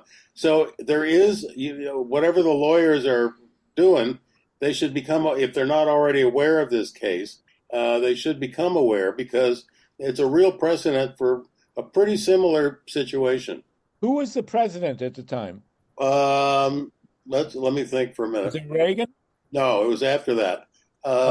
Clinton. Just a minute. Let me think what this was. Well, anyway, the point, Adam and Tatanka, is there is legal precedent for remanding even a murder convict to their native country. This guy was Canadian. Early 90s. I forgot exactly what year. Probably it was Clinton or Bush 1. But what was the guy's name, David? Bruce Curtis. Bruce Curtis. And what was the film? Do you have the film? Can you send the link to the film? I have it somewhere. Don't ask. It's more. I do have it, but like I say, you can look on the internet. You don't see my film there because I did it for television. But I did it. All right. Was it ABC then? All right, that's the guy's name, Bruce Curtis, a Canadian convicted of murder, remanded to Canada. That's right. So there is precedent there. All right, thank you for that, David. Thank you as always. We're going to get to the Middle East in a few minutes. As we know, Syria just was whatever. What happened to Syria, we need an explanation. But Barbara Wright, you've had your hand forever. Let me unmute you. Easier said than done. Yes, go ahead, Barbara, please. Well, I formed Social Justice Advocates in April of 2023 because I'm working on getting a young man out of Corcoran Penal Institution in California for a murder that he didn't commit. And as I've gone through the process of reading trial transcripts and doing all the research that I've done, one thing keeps cropping up in the ashes and flares up and says, nah, we're here, don't forget us. And that's the money trail. We have got to stop the money trail into the states and down to the counties for doing felony convictions. We think, oh no, that doesn't happen. I got tipped off to it by Charles Keith, whose brother was mentioned when President Clinton signed his omnibus crime bill in 1996. And Charles says they're siphoning money out of that crime bill and paying counties for felony convictions. They did it in my brother's case. And so we've got to go further than what we've done, and we've got to not take no for an answer. When California Innocent Justice Project has 200 case backlog and they're full now and taking on new cases, there's a problem. Yes, actually, I saw an article today. There was a talk about getting Biden to pardon all the people on death row, on federal death row, or at least to commute their sentences so that Trump doesn't do what he did last time and come in and immediately put to death 13 people who were on federal death row, at least 12 of whom were innocent. So, PDA's got PDA got Danzela's letter. Right. There's one gone out from Death Penalty Action Group and 5 other death penalty groups around the United States. Social justice advocates will be sending one this week to the White House. Right, and we have to make it clear that keeping not pardoning Leonard Peltier in this case, or whatever, or remanding him or getting him out of the federal prison is a death sentence.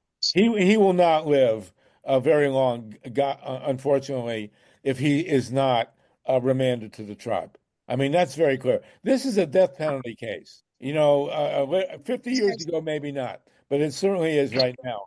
I think that should be made clear to everybody, Adam and TATANKA. Okay, thank you, Barbara. Thank you for that very much. Could you please drop the links to your organization and the letters into the chat so people can come in behind you?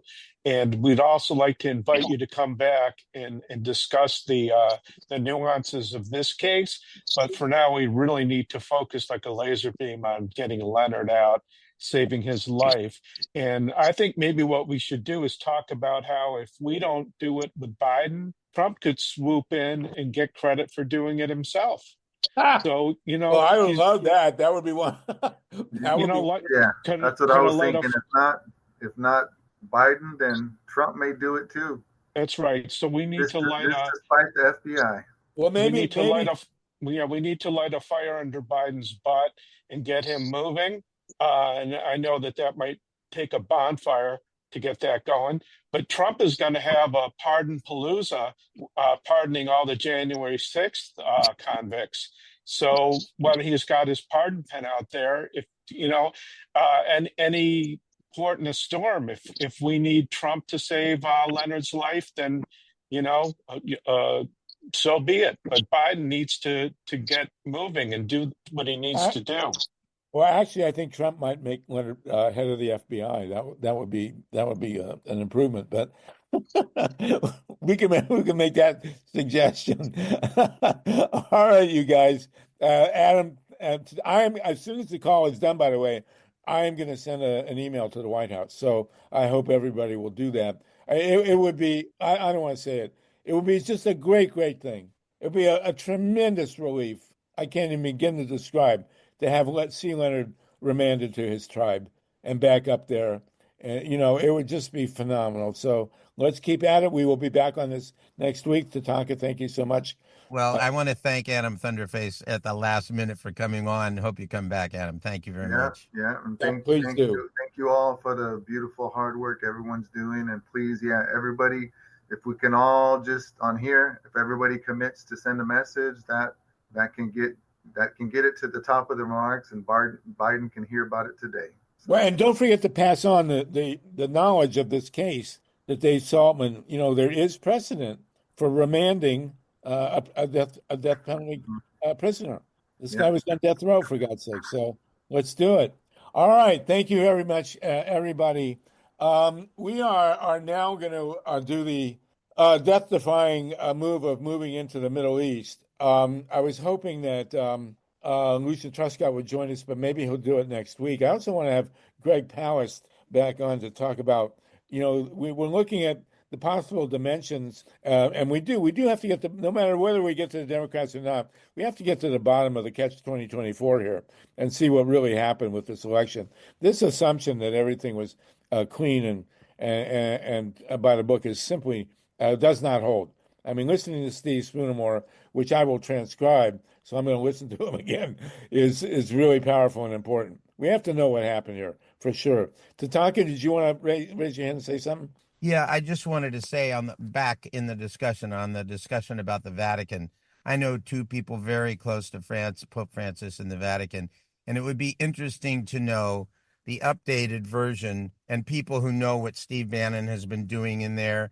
There's a whole conflict that's been going on ever since Francis was elected Pope between the two opposing forces. It's a very interesting history, and it's important for us to know about it. That's all. Well, Bannon hates Pope Francis. I mean, there's just, he's just been ranting at him.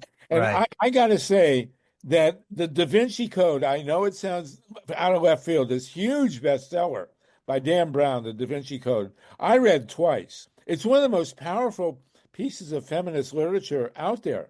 It's a very, very radical book, and Opus Dei is a major player in the Well, Da Vinci. during the first Trump administration, Bannon was organizing phone calls straight out of the Vatican to all the neo-fascist and neo-Nazi movements of Europe. Okay, and he had a home right near there. His role is, he wants to be the Machiavelli, and he saw Trump as the combination of Hitler and Mussolini, and that's kind of the playbook that he's put into motion. But he's not the only force there. There's a battle that has been going on. It's important to know who allies are and who aren't allies. Okay, we have a solid. Thank you. You're talking about following the money trail, which was brought up. Yes. But Opus Dei, boy, that's a deep well. Yeah. I would love to have Steve Bannon. Dan Brown books, I love them. Yes, I want to ask Steve Bannon. I wish he'd come on our call and ask him, what do you want? I mean, Steve Bannon, you have a very clear and angry view of what needs to happen here. What are you looking for? What do you really want, Steve Bannon? Melissa, and then Daniela, and then we're going to go to Dave and Charlotte into the Middle East. I've got to go. I've got 1% of my computer in the car, so I'll see you all right, later. bro. Thank you, and Okay. thank you for not driving while you were talking to us. We appreciate that. Okay, Melissa, then Daniela, and then we're going to go to Charlotte and David. Melissa? Okay, I signed the petition for the Leonard Peltier thing, and I'm also, as soon as this call is done, gonna get the email out. But what about why can't the federal government pardon him? I don't understand. He didn't do it. I saw the movie. Yeah, I don't understand. Because there are a lot of people in the FBI. I don't know if they really care that he did it or not, but they want somebody to pay the price for the death of those two FBI agents. This was 50 years ago, and apparently they don't really care that Leonard is innocent. It doesn't seem to be a figure. They just need to have somebody pay for it. So thank you for that, Melissa, and thank you for calling and sending it in. Daniela, go ahead, and then we're going to go to Charlotte and David and Syria. Two things briefly. One thing, would it help to write to Secretary of the Interior, Deb Haaland, to pressure Biden to free Peltier? It couldn't hurt. Okay. The other question, I had an idea. We've been bird dogging the Democrats, and as you say, they don't seem to pay attention. What if we chose some of these famous movie stars like Taylor Swift, or what about Jane Fonda, who works so hard on climate? What if we start sending them evidence about an election that wasn't fair? They have huge followings.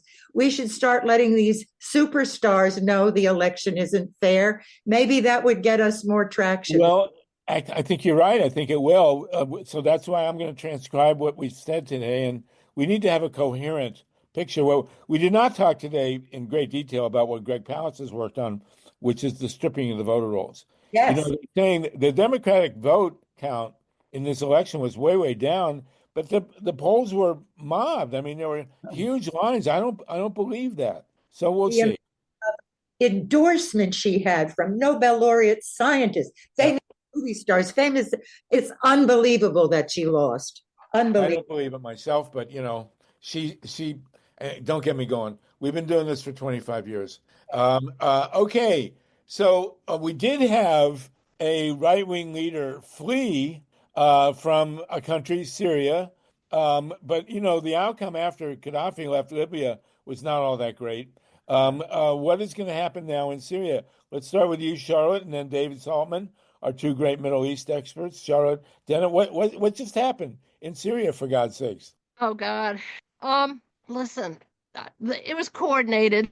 That's what my my research is picking up, that there were rebels from the north backed by Turkey, and I had read somewhere, let's see what else happened. The U.S. started bombing targets. Israel started bombing targets. So we have to look at this. There's much more than just these rebels coming in and doing it. So stay tuned for that. I just wanted to remind people of some earlier history of the Civil War. First of all, there was some talk that Obama had said as president that the use of chemical weapons in Syria was the red line for him, right? And yet, when it came to the chemical weapons bombing, and then it caused a flurry of speculation about who was really responsible for that. The NATO countries were urging him to go in, and he didn't do it. And the question is why? And I think the question is, people were saying, Obama, do you want another weapons of mass destruction problem on your hands? And it may be, because the research that I've done, first of all, a film about the great Middle East reporter Robert Fisk. It was all about his life. He has since died tragically, but Fisk went to some of these areas that were bombed, and I describe it in my sort of obituary of Fisk, which I'll put in the chat if I have time. But he found a document in the rubble of Duma, near Aleppo, and it pointed to a supplier in Yugoslavia of the weapons. He goes to Yugoslavia, or weapons he's in the area. I'm not saying chemical necessarily. He goes to Yugoslavia, and he finds out that they came from Saudi Arabia. Okay, one of the things that happened when this revolution that started in 2011, its origins were real because Assad is a dictator. He used CIA sites for the CIA. They won't admit it now, to torture people. But later on, he became more and more supported by Russia, which has a major port on the coast of Syria. And so, anyway, I suddenly lost my train of thought. Ask me a question. Well, David Saltman, what is the meaning of what just happened this week, and how does it bode for the wars in Gaza and Ukraine? They're all related. What really happened here? Nobody. I've read it.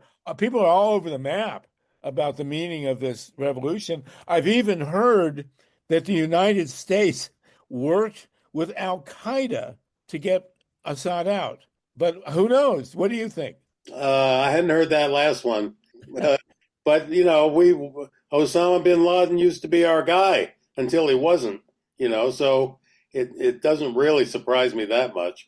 As they say, when you sup with the devil, bring a long spoon, So I think I alluded to this was it last week? Yeah. Last week, Charlotte, that we met on this. I think Hi there. Well, Good to see you again. Yes, you and Charlotte met, but Assad had not yet fallen, and I had planned. I'm saying, but last week, but we saw that. I think I pointed out last week, and I'm not taking any credit for being any brilliant predictor, but I've spent a lot of time in the Arab world, and I know how they think. They say that when they scratch their ear, they do it this way, because everything goes around the back first. Anyway, the point being that this is, in my view, the ancient schism between the Sunni and the Shia branches of Islam. These are the two main ones, and there's a few other minor ones too. And they've been at war for, since 632 AD, or plus or minus. And I guess since when did Muhammad die? 678 or whatever that was, because the Shia follow one of his relatives. Anyway, so let me boil this down to one sentence that everybody will understand. I know you hate Netanyahu, but I'm afraid you're going to have to live with the fact that there is a new sheriff in town, and his name is Bibi, and he really wiped out Hezbollah. He wiped out Hamas. I just forget about the civilian casualties just for a minute. and in so doing, he exposed the fact that the Russians were dramatically overextended in Ukraine. I talked to a guy at the National Defense University, who's one of my contacts that still has a job, hasn't retired yet, and he pointed out that the rate of attrition in the war in Ukraine is so great that the Russians have lost, and as a regular metric now, they're losing more manpower in 1 month than the U.S. forces lost in one entire year in Vietnam. That is unsustainable. We're talking about soldiers dying at the rate of 50,000 per month.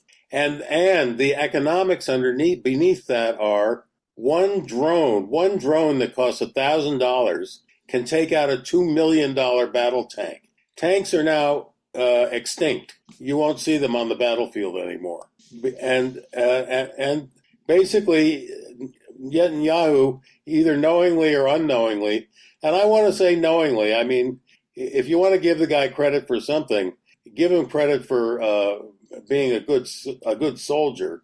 He knew in the history of warfare, it will go down as a brilliant stroke on his part or on the Israelis' part that he wiped out an entire army using their pagers.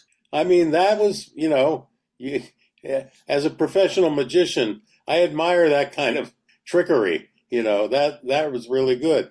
Anyway, I'm just saying there's a new sheriff in town. Anything can happen in the Middle East.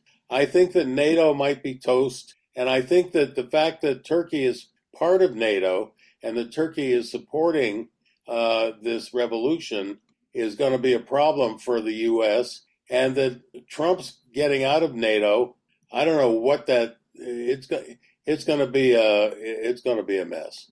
Well, can I just answer for a second? Can I answer just for a second? Go ahead. I mean, I'm not answering you. I'm adding to something.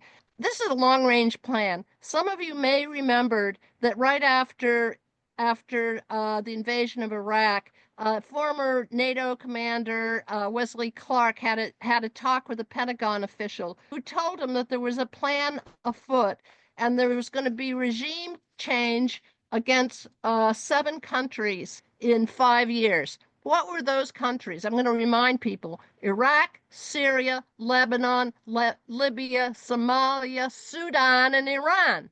Okay? This is a long-term strategy to change the face of the Middle East. The fact that this amazing rebellion happened so quickly is because there are things going on behind the scenes. We don't know the whole story. But the whole thing, as I argued in my book, Follow the Pipelines, they want to develop an energy corridor going all the way up. And the one resistance was first Lebanon's. It's a failed state. Now Syria, that was a long-range ambition. And I'll tell you, that's what it is. I've got a lot of evidence in my book that it's all about oil. Well, so please that's spread the word about my book because it's constantly censored. The oil connection is constantly censored. Okay, and I know what really prompted. Originally, I wanted to have you two give a coherent, transcribable description of the incredible big picture you gave of the role of gas, especially in the Gaza situation. And in the middle, before that, 2 things happened. First of all, this thing incomprehensible. All these decades of talking about this butcher Assad, who is obviously one of the horrible bad monsters in all of the human history. This guy is just a killer, mass killer. All of a sudden he's gone. In the middle of all this stuff, in the middle of the Gaza slaughter and everything else that's going on, and Ukraine. And then the second thing that happened, and this everybody needs to participate, there's an incredible piece of genius writing by LUCIAN TRUSCOTT on Substack. Now, we've had Lucian on. I invited him to come today. I didn't hear back from him. I really want him on. He has one paragraph in this article that he's put out in Substack that completely basically says that whatever we have thought about how warfare is conducted between nations and tribes and whoever is over now because of what David mentioned here in Ukraine, which is the use of drones. Drones have, as did the aircraft carrier in World War II.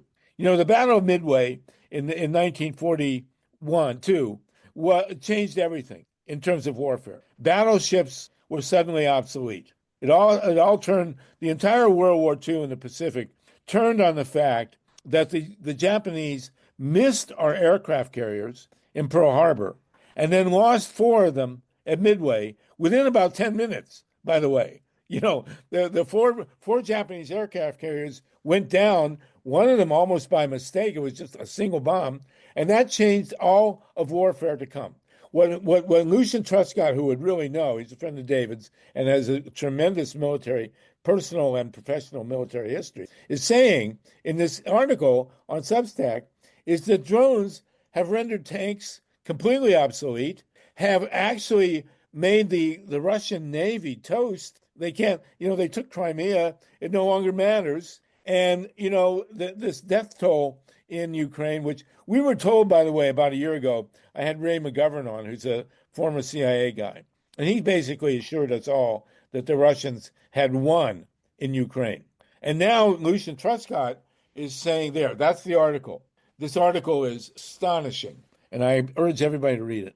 The Lucian Truscott is saying that in one paragraph here, the drones have completely changed the nature of warfare, and that everything we thought we knew about how the Russians were going to march into Ukraine and all that other stuff is obsolete, technologically obsolete, which is one of the reasons, by the way, why we have to get to the bottom of the 24 election. We have to know. To say something. Yes, go ahead, Lynn. I'll get you in a minute. If we are to proceed with any hope of democracy, we have to know if there was technology used in 24 election that we need to know about. And the same now is true in the Middle East. Okay, Lynn, and then Daniela. Go ahead, Lynn, please. The infatuation with that pager war is rife among people such as, I guess, David Saltman, whom I wouldn't have expected to be impressed by that, Thomas Friedman, etc.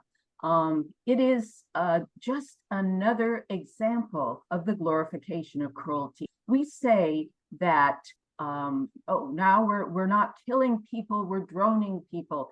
There are hundreds of thousands of women, children, and innocent elders in that rubble, dying as we speak.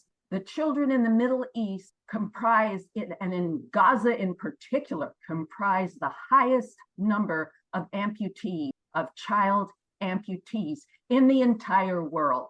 And for me to even have to use statistics and perhaps be challenged in my is ludicrous. The moral bankruptcy of this entire endeavor is shameful and disgraceful.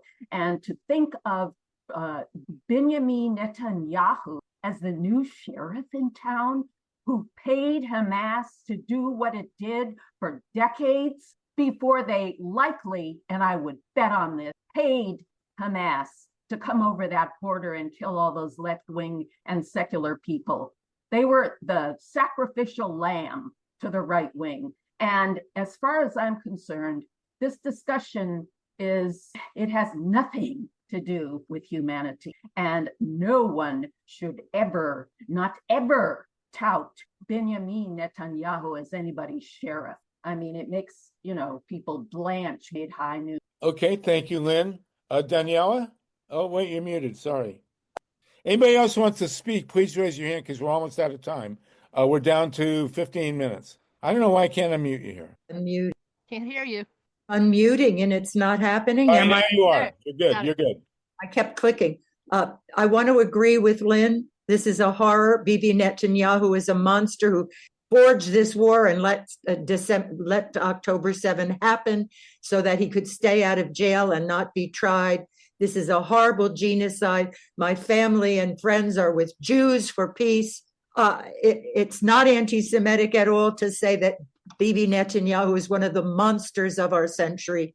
And this murder of Gaza is disgusting. But I want to go back to the drone issue.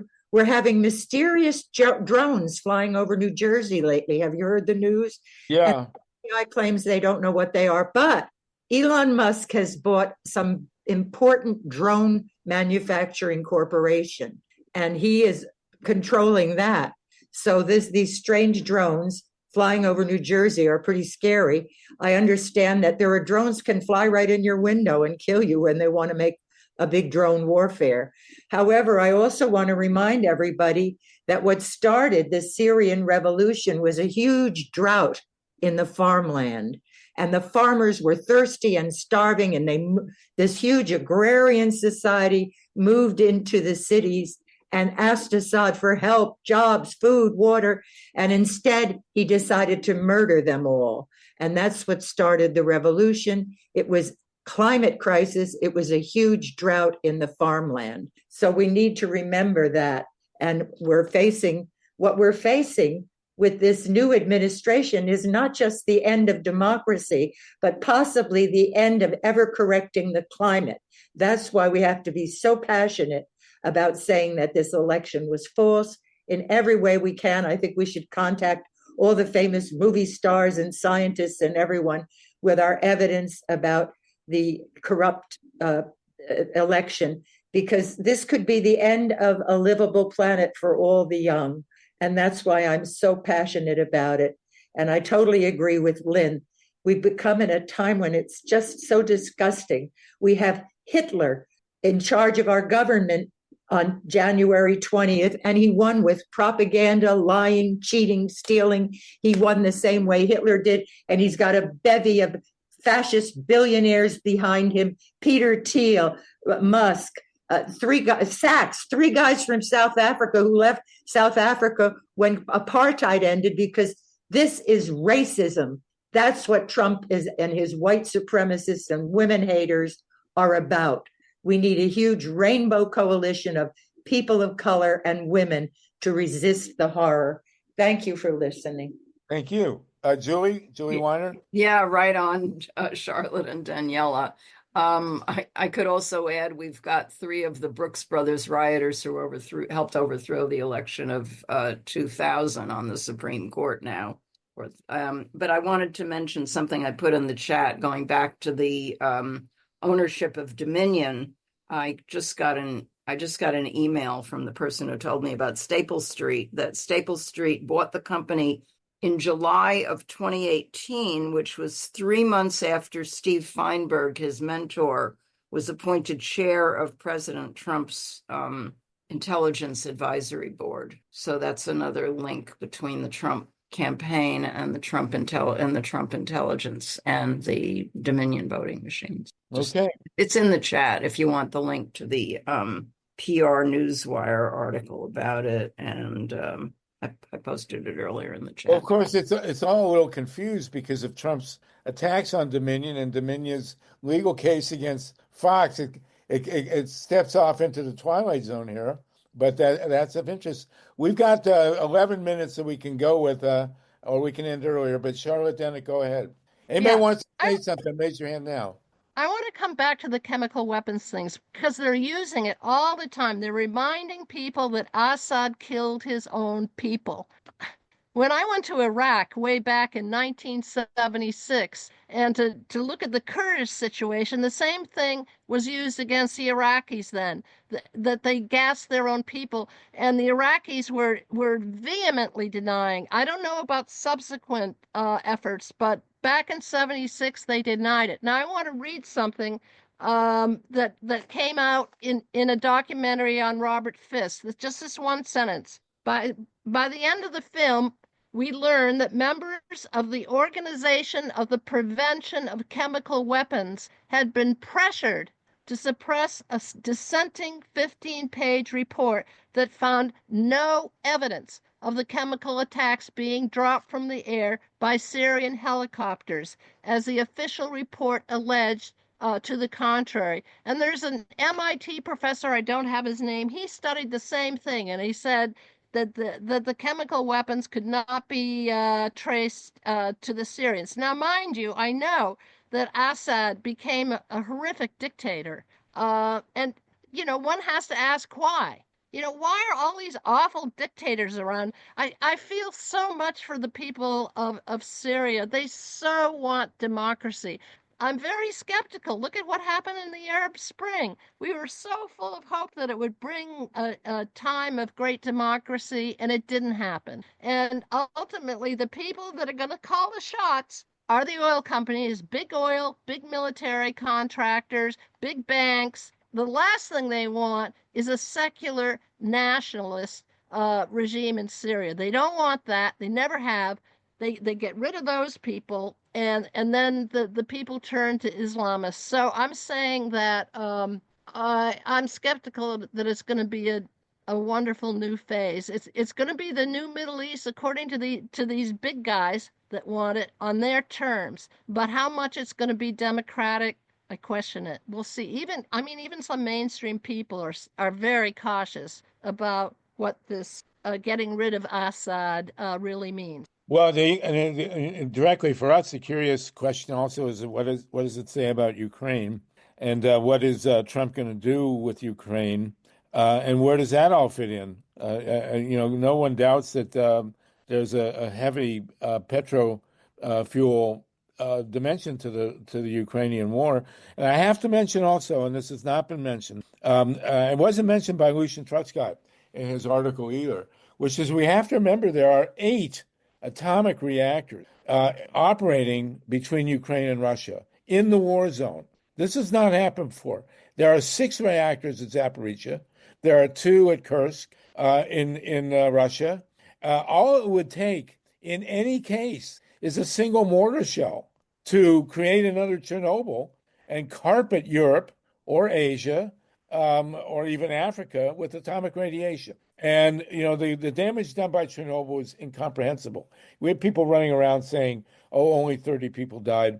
The only credible study of the human fallout from Chernobyl put the death toll at over 1 million. And, we are still, and what we don't know with Trump, and I'll raise the issue now and I'll raise it again, is that Joe Biden, for all his whatever, was a huge supporter of atomic power, with enormous, multiple billions of dollars being in the Inflammation Reduction Act for future atomic reactors. Completely insane.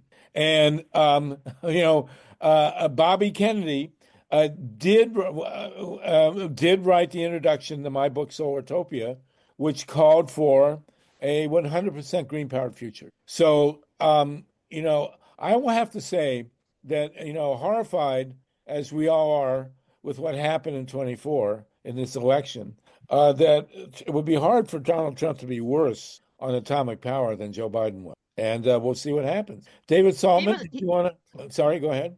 But I am I was just going to, there are just two quick, things. I'll do a real quickie. I jumped in. Anyway, yeah, and also let's not forget that Burisma, which his son sat on the board of, right?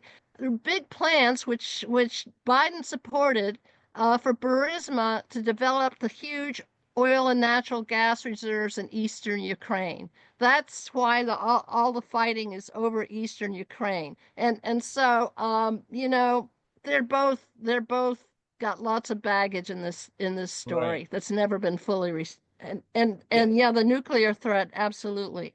The two things So that petrify me most in the world right now are the 8 reactors in the war zone and the continued operation at Diablo Canyon in California. We just had a 7.0 earthquake, an actual earthquake within 200 miles of Diablo Canyon. Just had it. God help us all if that hits Diablo. David, did you want to jump in here with the last word? Yeah, I just wanted to respond to Lynn's comment, which I got to say, my mother was a pacifist, and I greatly respect that point of view. And I didn't mean to glorify Netanyahu as Gary Cooper, because he's not. But I'm just saying that's how it's going to be regarded. What's the word? Geopolitically, in my writings. So anyway, but I have to say, I are you hearing me? Yeah. I do. I deeply respect that point of view. And if I hadn't had a mini career as a professional Nazi hunter myself, I probably would be a pacifists too. Well, listen, we after 2.5 hours, we still have 49 people with us. Once again, the world record in American whatever for attention spans. Thank you, everybody. Thank you, Steve. Sluggo, real quick. We have Nicole had her hand up, and Nicole, if you can make it okay. just like a minute or two. It's Yeah, all right. we gotta go. So go ahead, Yes, Nicole. yes. I would like to point out that we should use, in the past we used the word peace dividend. Now we should use the word Ukraine dividend for all the good consequences of Ukraine, beating the pants off of Russia. And so now all the money that we don't have to spend, fighting the proxies of Russia all around the world for the last 70 years. So it's very important that we keep supporting the Ukrainian, because they hit, the big brain behind all the proxy war that have been lit, all around the world. And the other thing, we need to Elon-proof and Russia-proof our next elections by sanctioning the two oligarchs that bought X along with Musk. Musk only owns about 7% of X, and a lot of other people have bought X, and among them are two Russian oligarchs' sons. They were sanctioned themselves, and we need to sanction the sons now. Well, as Buckminster Fuller once said, the only way to really win a revolution is to form an alternative reality. And so maybe Substack and Blue Sky will help us get around X. I think X really lost a lot of power, but they certainly were a factor in this election. It's our duty now to make sense of what really happened in this election. Nobody else is doing it that I can see. So between Steve Spoonamore and Greg Palast, John Brakey and Ray Lutz and all the other good folks here, we really need to get to the bottom of what happened here, and LYNN and so many others. So whether the Democrats pay attention or not, ultimately is not relevant. It would be nice, but they don't, and they won't. And the Republicans will probably take us more seriously than the Democrats. But whatever it is, we need to find out what really happened. And we need to find out why 7 swing states all came in for Trump just over the margin of demanding recounts. So anyway, we will be with this, and thank you, everybody. Thank you for staying with us so long. And next week, we are the therapy, says Mike Hirsch. Whatever it is, we will be the truth tellers. And thanks for the discussion on the Middle East. It wasn't what I planned, actually, but when Syria went down, and then I read Lucian's article. Again, everybody must read Lucian Truscott's piece. And Dave Saltman, thank you for your long history, and also for bringing up that precedent on Leonard Peltier. So let's end by praying. Hey, Harvey, I'm so sorry to interrupt, but you mentioned Robert Kennedy Jr. He wrote an incredible piece in Politico in 2016, Why the Arabs Don't Want Us in Syria. It's worth reading. Okay. And again, go back. My Solartopia book from 2000, whatever, was pretty whimsical. And so I need to update it. But let's at the end by praying for the remanding of Leonard Peltier. We want him back with his people, everybody. And I'm going to call the White House as soon as we're done. Thank you, everybody. We'll see you next week. No nukes. And see you in Solartopia. Thank you, Steve, again, and Mike, and everybody.